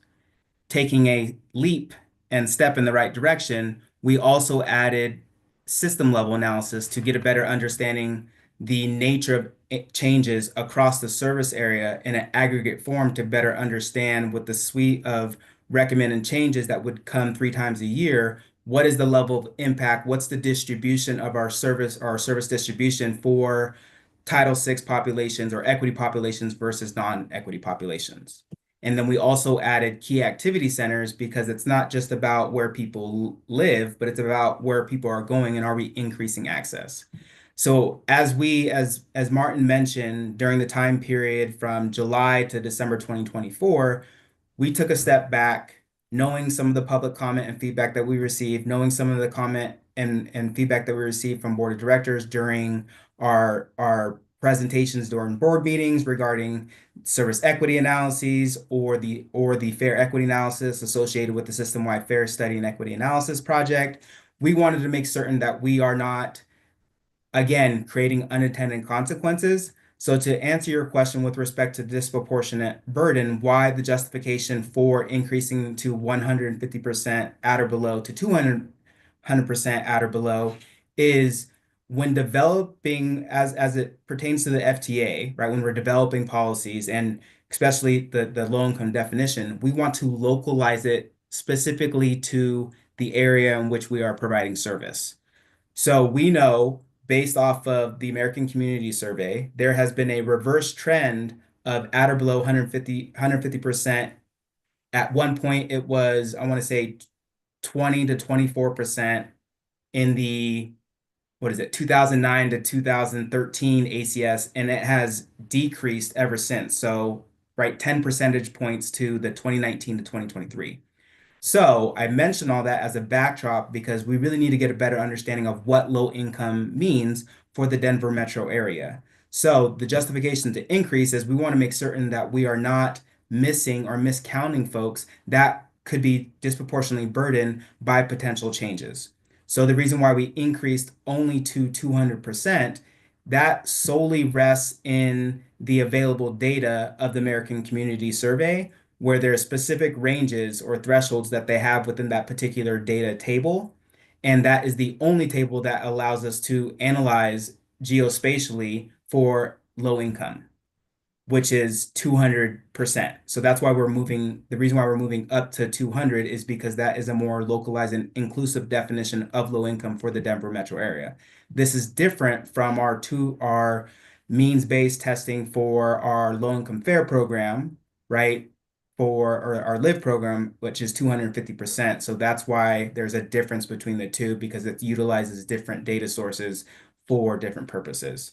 And with respect to the major service change policy, and whether it's the 36 cumulative impacts or breaking it down from just revenue hours to route miles, frequency, and so on and so forth, is so we get a better understanding of when we recommend a service change, we are looking at it individually, so to speak, not just looking at revenue hours, knowing that it's not a monolith when we're making changes. We want to make certain that we're able to ground truth the nature of impacts that it may have on historically underserved populations. And as we think, you mentioned the analysis paralysis, there's so many different variations. If you look at the number of agencies that we researched, there's a spectrum in the way in which folks are conducting analyses. I will say, as we think about our people power in order to conduct these analysis, this proposed policy changes is right sized within our ability to be able to conduct this analysis within the time frame that we have. So we took a measured and balanced approach of these changes to the proposed changes that we are recommending, with knowing that we went out to the public, we ground truthed it with staff internally, as well as making certain that we are honoring Title VI with respect to the way that we conduct our analyses. May I ask a follow-up question? But okay, my question to you then would be, what happens if we don't hit these targets? What is the repercussion? Chair Rusha, if I may. So what I will say is the major service change policy is more or less it's the gate. As if you recall back to our May 2025 service equity analysis presentation, there's more or less a flow chart. Step one is looking at if it hits a major service change. And I'll be pretty frank, even though we're breaking down and not just saying 25% and we're looking at frequency and route miles, it still may hit the 25% threshold with just using revenue miles. We're just breaking it down a little bit further. So we're just getting a better understanding of whether we would conduct an equity analysis or an assessment with respect to our disparate impact and disproportionate burden. So it's not necessarily if we don't meet the threshold. This is just saying, are we conducting the analysis? We will still follow suit with respect to step 2, which is evaluating the nature of impacts in accordance with our disparate impact and disproportionate burden policy, which is set at 10%. So it's still gonna follow the same process as we have done previously. We're just looking at the nature of changes a little bit more intimately compared to just solely looking at 25% plus or minus revenue hours.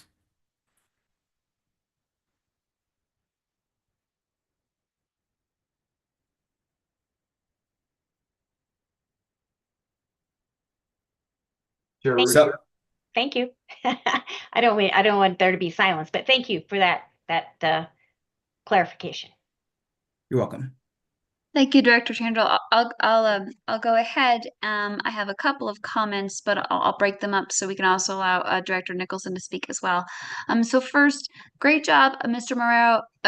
Mr. Romero, Mr. Green, and everyone else who worked on this policy initiative. And directors, you might also remember that I sent a link with the proposed changes last month, but again, as noted, be on the lookout for additional information from the agency and that link again, and please do share that with your network so we can get more feedback. I do want to, I am in support of these policy changes, and I'm really pleased to see that we are going from 150% of FPL to 200% of FPL. As stated, a lot of agencies have done the same. I will respect the timer. I'm not sure if it's running. It is. I still have a minute left. A household making $65,000 a year still can't qualify for a 2-bedroom rental in most areas of the metro area. So for those that may question this change, please consider that this FPL increase change is again based on a poverty level, and such change is going to positively impact our service planning standards, processes, etc. across the entire RTD region. Just a heads up, I may go over time. So right now, about 10% of the population of Lakewood, for example, is considered to be living in poverty. But under our current and proposed policy changes, these individuals, many of whom are disabled, seniors, or are working families who are dependent on us from A to Z, are going to benefit. This is not a game of winners and losers. It's equity driven, which is also expressly stated in the RTD Act as the goal and one of the purposes of this agency. It's also part of our strategic plan and board approved agency values. And so, again, I just would like to ask us to be, I can respect the minority opinion, and I understand this is very complex and niche. And I think I won't speak for Director Chandler. I'm not sure where your question was coming from, but you said something about what if we don't meet targets. I don't know if you're asking about a liability, but under Alexander v. Sandoval, there is no private right to action. We essentially self-police. And for many communities who are low income or BIPOC, they have suffered because they don't have protections as originally intended in the Civil Rights Act when it was passed. What this agency is doing is showing leadership, as many other agencies have, just recognizing again that ultimately the responsibility is on us. The FTA is not going to come knocking on our door.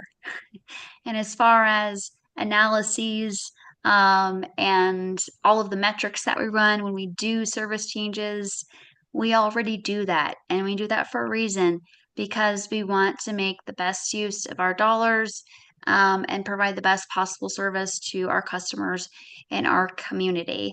So this isn't extra work. It's just taking a different look at the math. Mr. Green and his team looks at these numbers all year long. I've gone overtime. That was chair's privilege. Thank you. I will yield. I have no more questions or comments. I will turn it back over to you, Chair Harwick, and you are free to call on the next person in line. Thank you. Director Nicholson. Thank you very much. The chair took liberties with the amount of time she spoke, or they spoke, so I think I might do the same. Sir, you are not the chair of this committee. You are on the clock. Thank you. I will speak for as long, and if you want to interrupt me, Chair, then you can. Though you're not acting as chair at the moment. I will. Here's my thing. Okay, point of order.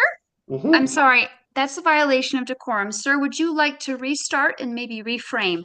And we will let you continue. Um, I'm asking you, would you like to restart? I will keep And you talking. just ask your question. Yes. And you do not disparage other members, Mhm. or do you speak directly to the chair? I believe Okay. you are speaking with staff. Okay. Okay, my understanding is on a committee, I'm supposed to address the chair, but I will go into my question if that's helpful to you. Okay, well, Director Harwick was kind enough to pause the clock. He Thank will you. restart the clock Mhm. and you may proceed. Thank you. I appreciate very much the work that staff has done on these updates. I believe that they are going in precisely the wrong direction. You know, what is proposed here will make it harder for us to make service changes that are in alignment with the short-term goals that we passed earlier this year. I believe that staff, planning staff, is working to make changes to our goals, to our service schedule that is trying to accomplish those goals, that is in alignment with our strategic plan. These are, by definition, limits on that. This Title VI analysis requires us to take a step back, to pause and say, are the service changes being proposed by staff legal? The current guidelines are legal. The ones that we have operated under right now are legal. I believe very firmly that more lenient guidelines would also be legal because we have other agencies that do the same thing, that do not take as prescriptive an approach.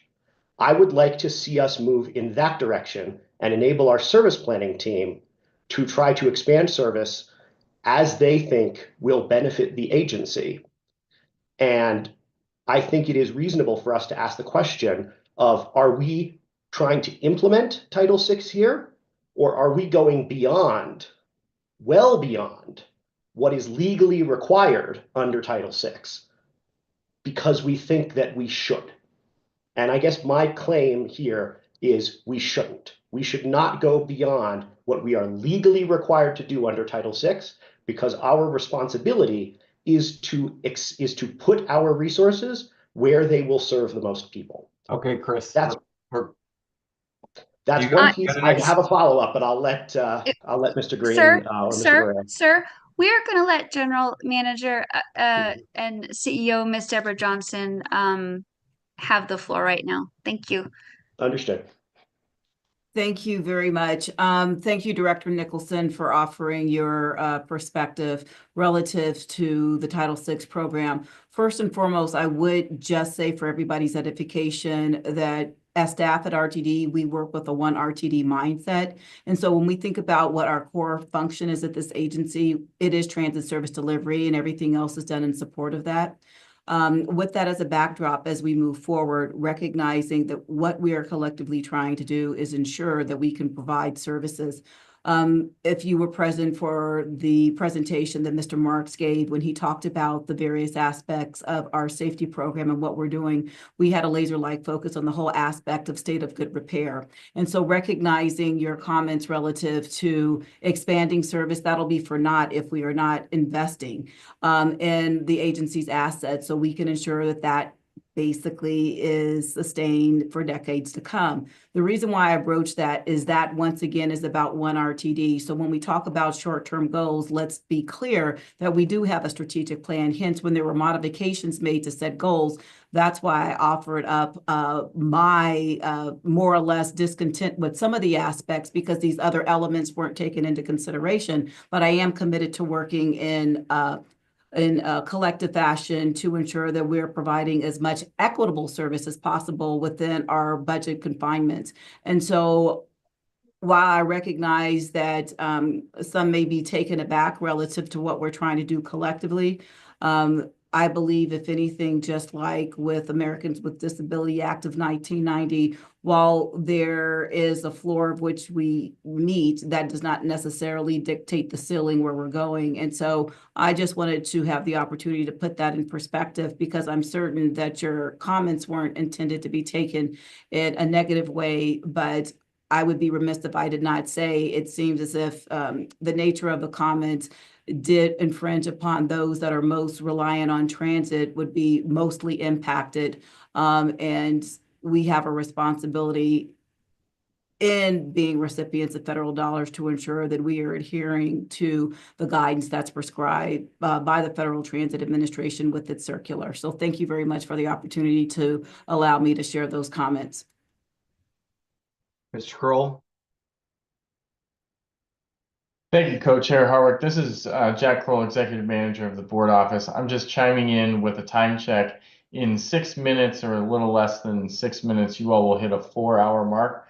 Per your bylaws, at that point, you would conclude the conversation on the agenda item at hand, and then either adjourn the meeting, or a member could bring forward a motion to extend the meeting either to a certain time or through a certain agenda item that you have left. I believe after this, all you would have left is other matters, and that would be about it. So 5 minutes left here before you all would need to take further action, although the bylaws do indicate you would conclude the discussion on this item before needing to take action to extend the meeting.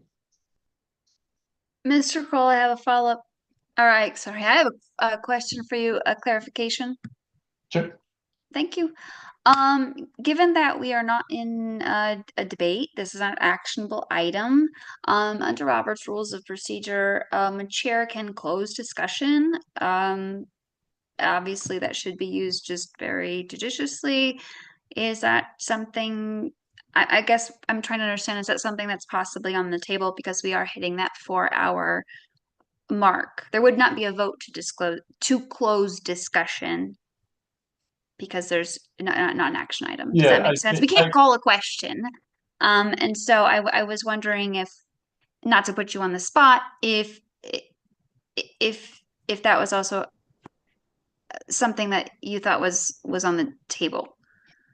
You know, generally speaking, I don't think that this bylaw was put into place as a way to limit the conversation on something, which is why it includes language to state, you know, at the conclusion of the agenda item under consideration.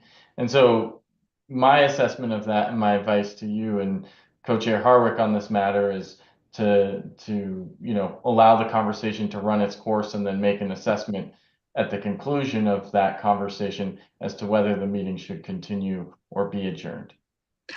Thank you, sir. Because if this were an action item, someone could call the question and then the item, you understand, we would be able to proceed. So I think what we will do, just out of respect for time, is for those who have I think everyone, my hand is raised and it's not meant to be. I think everyone has had at least two passes. So I see we have Director Nicholson and Director Chandler's hand is still raised. Are there any other directors who might have questions? And we also might have directors not on this committee who haven't had a chance to speak. I can't see everyone on the screen. There's nobody else. It's just those two. Okay, thank you. All right. So, Chair Harwick, I'll turn it back to you. You can go ahead and call our remaining directors. I'm not here again to silence the minority or actually anybody. I do also have to note our bylaws. And so let's go ahead and proceed.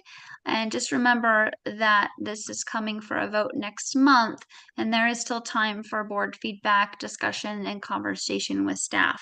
This is a discussion item. Chair Harwick, I turn it back over to you. Thank you. And thank you also, Mr. Kroll, for that explanation. Director Nicholson. Thank you very much. So having addressed the larger issue of whether or not this is a good idea, I want to address a much smaller issue, which is how we do this analysis. And I've emailed with GM CEO Johnson about this, but it's my very firm belief, having read the circular that apply, with relation to Title VI that was provided to me by GM CEO Johnson, and having read Title VI, that we are allowed to use ridership data as a part of our Title VI analysis. And as far as I can tell, when it comes to measuring disparate impact, we don't do that.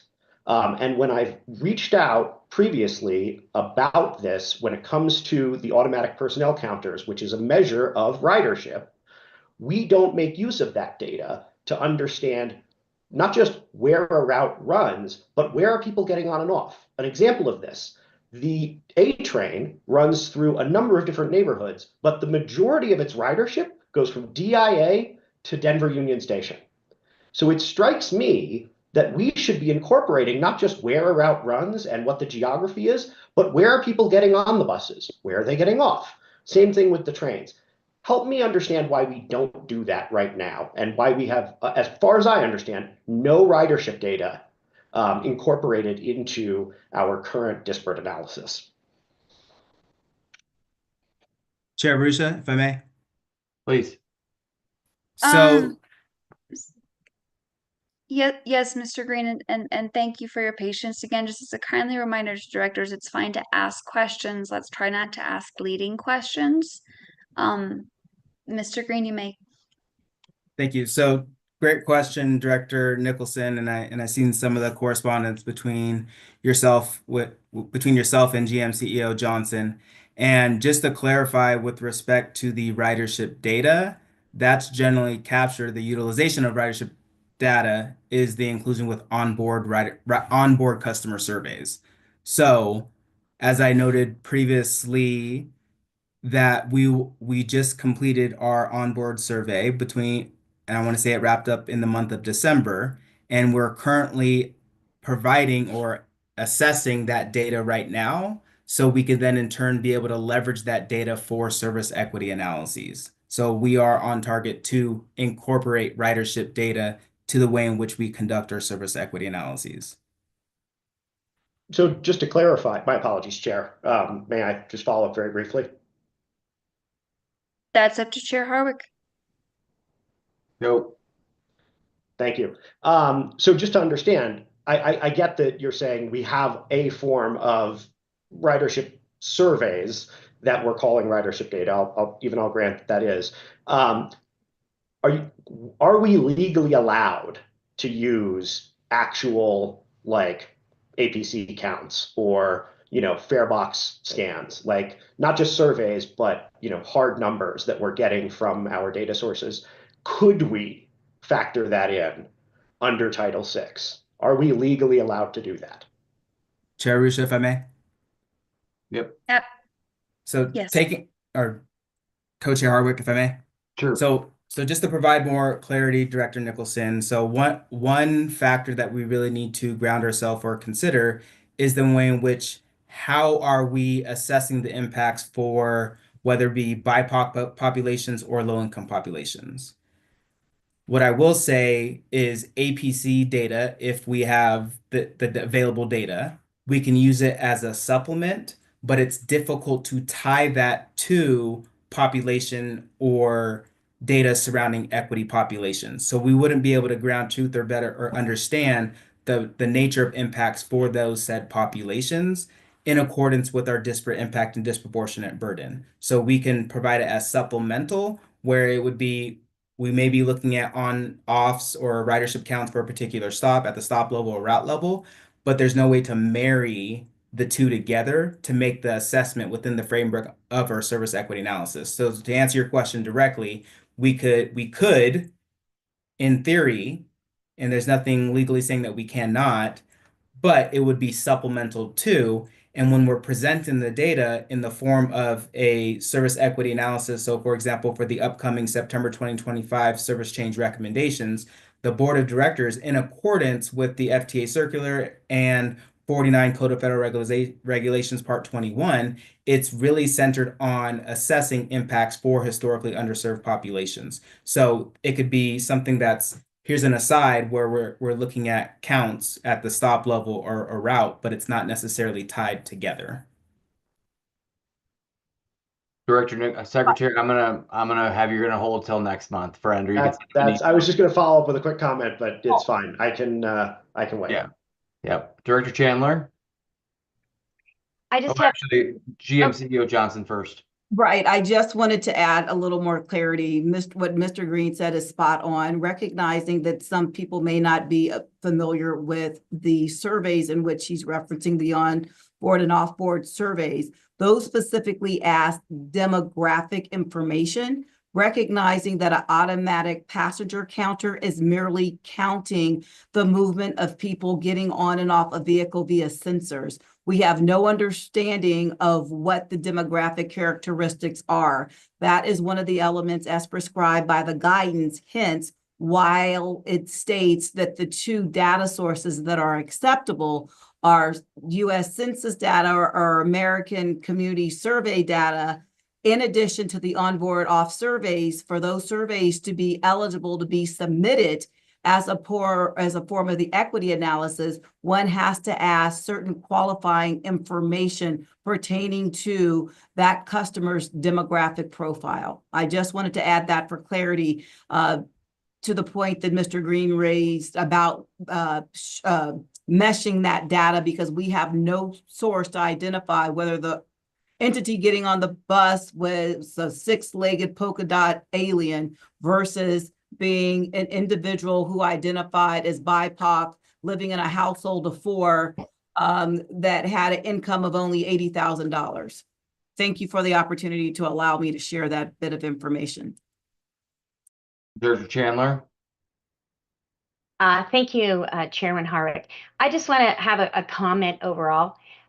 Conflict in conversation is healthy.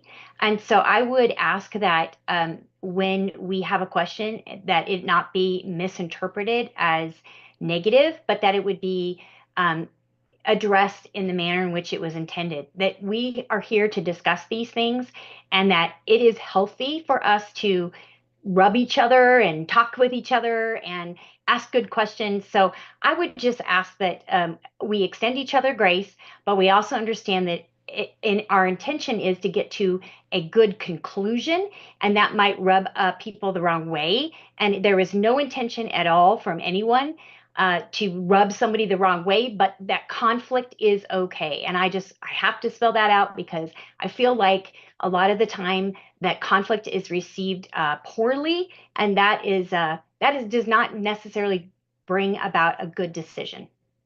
So thank you. If I may, Chair Harwick. Yeah. All right. So, thank you, Director Chandler. I appreciate that feedback. We all do. Conflict is not necessarily a bad thing. Being in the minority opinion is okay. I've certainly been there myself. We certainly don't disparage folks when we have disagreements. My request was also that we assume best intentions of staff, and we are careful in how we speak to staff and about their work. So I apologize if I did not clarify that previously. That being said, I do see that Chair Bouquet has his hand raised. I'd like to recognize him. I have a feeling he's about to say what I was going to suggest, but Mr. Chair, welcome. Thank you. You are recognized. Thank you very much, Committee Chair Rusha. I was just going to add in my 2 cents that this committee currently is in a discussion item. We are past time when it comes to it, in respect of our staff and respect of all of you as well. I would highly recommend co-committee chairs Rusha and Harwick collect information that it has been gathered, and obviously this is a conversation with tension, which is totally fine, but I'd highly recommend collecting information and comments from committee members via email, because when this becomes a formal action item, in your next monthly meeting, it'll be good to have some background and discussion to know, the topics not only raised tonight, but also future topics as well as it comes down to a vote. I want to make sure just everyone comes to a consensus. So my recommendation would be, open it up, collect feedback from committee members based on the conversation, not only that we've had tonight, but also future conversations as you lead to May. And again, it's a conversation that will continue into May. Those are my 2 cents. So thank you very much. Thank you. So I concur. How do you feel, Co-Chair Harwick? Well, I see Mr. Kroll, so I feel good, but I'm gonna heed to him.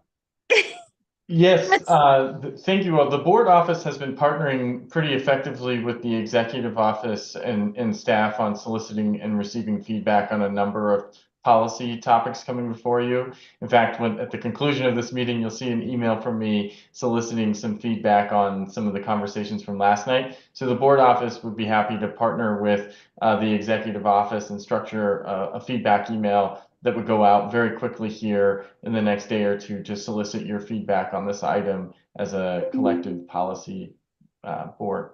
I think that's a great idea, and also just make sure to include co-chairs as well, so that we're apprised of what is feedback and what we're getting. But I trust that you and the executive office can sort out the procedural piece.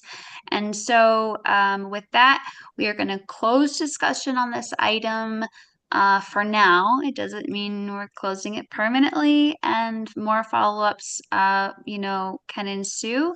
I do not have anything on my list for other matters. Does anyone have anything under other matters? And again, we need to look at the time. Or Mr. Kroll, do we need to vote to extend the time now?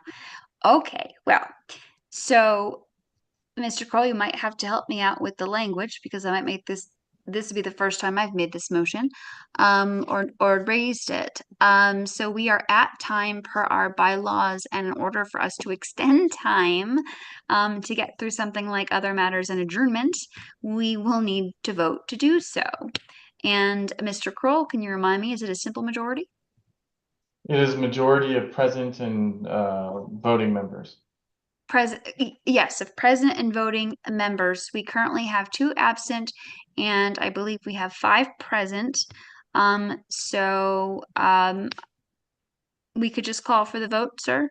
And I think you need a motion. You need a formal motion to extend the meeting through other matters. Thank you. Or we could, I'm sorry, could we also, okay, what does the yes vote mean? Is that we're voting yes to extend to the end of the regular agenda? No means we close the meeting now. I should have clarified. Correct. Okay, I also don't want anyone to vote one way when they meant the other way. It has happened to me when we get into the particulars of bylaws. Okay, so first, do I have a motion, which is also required under our bylaws, for us to Mr. Kroll, to extend the meeting? Is that to extend the meeting through the conclusion of the agenda? To extend the meeting through the conclusion of the agenda. Per bylaw. I move that we extended the meeting to the conclusion of the agenda. Thank you, Director Chandler. Do we have a second? I second. Thank you, Director Pagliari, as a second. So we will go ahead and take a vote. I might go out of alphabetical order because it is almost 10 o'clock. So I'm going to go by my screen, okay? Director Nicholson, how do you vote? I vote to extend. Thank you, sir. Director Chandler? Yes. Thank you. I have Director Pagliari. Yes, but I promise to keep it short. It's all right. Thank you. Chair Harwick? Normally I'd vote no, but I'm gonna lose, so sure. I'm sorry. And I am Chair Rusha, and I say let's go for it and wrap this meeting up. So we shall continue through the end of our regularly scheduled agenda. The previous discussion item has been closed, and we are on other matters. Are there any other matters to discuss? We have Director Nicholson. Thank you. This is hard for me to say, but I try to be straight up. Chair Rusha, I believe you abused your privileges as chair tonight, and you acted against your commitments that you made when you took over the chair in the first meeting. I think it's irresponsible. I think it's unacceptable. And I think you should ask yourself very seriously whether you are living up to what you have said you are going to act like when you ran for this position. You imposed a time limit on us and then couldn't find it in yourself to follow your own time limit when asking questions. I don't think that that is what leadership looks like, and I think it's offensive. Thank you. Thank you for your feelings. Who is next in the queue? Director Chandler. Thank you, Chairman Harwick and Chairman Rusha. My question is, Director Pagliari and I have been working on a project, and it was supposed to be on the agenda, and it is not. And so I just wanted to maybe give an update. And I know that Director Pagliari and I have been excited about this project, so I will defer to him to give that update, but I wanted to bring it up because it was supposed to be on the agenda, and then I was told that it would be brought up under other matters, and so I'm bringing it up under other matters.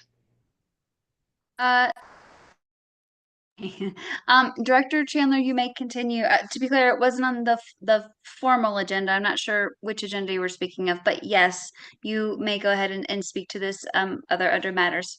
Please continue. You're muted. Yeah, I'm going to defer to Director Pagliari since he has really been spearheading this project. Thank you. May I, co-chairs? Yeah, go ahead. Thank you. Yes, so we were tasked and took up the responsibility, and I have to commemorate Director Chandler for stepping up and wanting to partake in this. And I myself was asked by co-chair Rusha to talk about the Customer Bill of Rights, also known as by some people, the Riders Bill of Rights. And so here's kind of just a very brief update. I'll promise you brief. Basically, if you want the dates, I can follow up later, but Director Chandler and I met with some prerequisite work happening in the background. We met and to talk about what we wanted to see from this project. And it was a very fruitful conversation. From there, we presented the ideas that we produced during that conversation to executive board staff, Mr. Jack Kroll and GM and CEO, Miss Johnson, and they have given us feedback. And so in brief, we are currently working through the feedback they've given us, which was from not Director Johnson, GM and CEO Johnson, to look at a memorandum that the board produced a couple of years ago on customers' expectations and board expectations. And that's basically where we are at. So what you'll see from us coming forward is our recommendation to the OSS committee on how we can make a similar resolution with a little bit more teeth in it to provide a public notice of saying customer expectations with the theme of the Bill of Rights. Apologize for the confusion, but thank you for your time.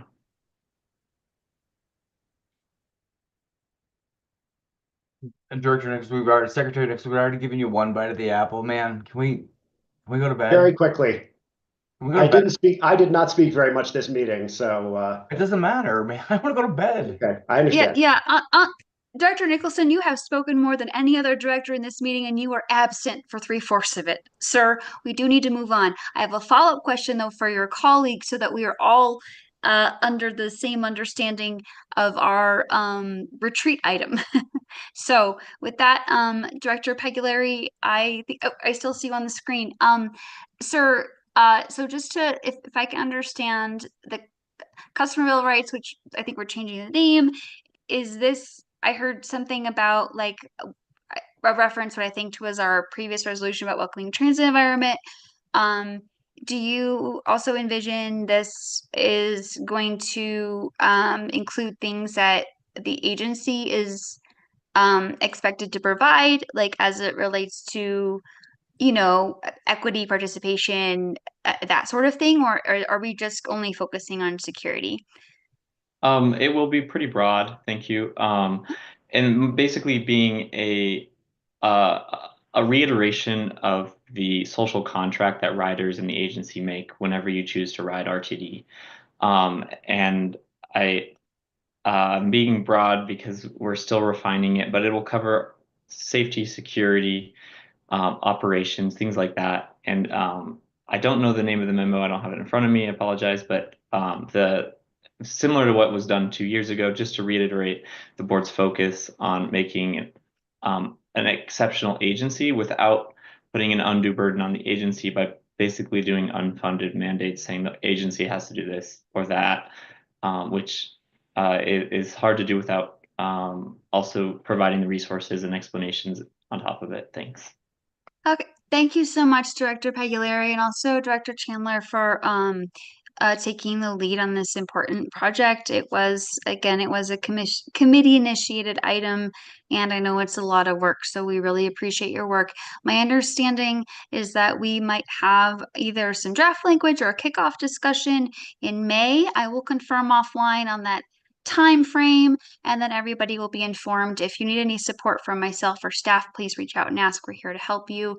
And again, thank you for taking on this responsibility. And with that, we're going to close other matters as previously noted. The next meeting date is Wednesday, May 14th, 2025. We will be meeting at 5:30. At that meeting, we'll tackle discussion items related to the following: real-time Madam data Chair? and I've been waiting to raise a point of information, and I believe you weren't willing to recognize me for that. Sir, you have violated decorum enough in this meeting that I do need to continue. Pardon me, Mr. Kroll, I believe I'm allowed to raise a point of information at any point in the meeting. Committee Chair Rusha, I think is about to wrap this meeting up. Director Nicholson, my encouragement to you is to leave the matter for another day at this point. I think the read of the room here is we've exhausted a lot of energy from both staff and directors, and I would, say you are in your rights to raise it, but might reconsider given the circumstances. It'll take 10 seconds to ask. I'm going to continue, and that is my decision. You also don't need to be recognized if you have a genuine point of order. So I also suggest you maybe review Robert's rules. We are trying to get out of here. I also have a seizure disorder, and I would like to take medication, okay, so that I don't end up in the emergency room tomorrow. And so with that, I need to exit this meeting. I will turn it over to Co-Chair Harwick. Thank you for being here. And I do need to exit the meeting. So if you're interrupting to raise a point of order, sir. Let's adjourn. I'm adjourning the meeting. We are adjourned. Adjourning the meeting. Thanks all.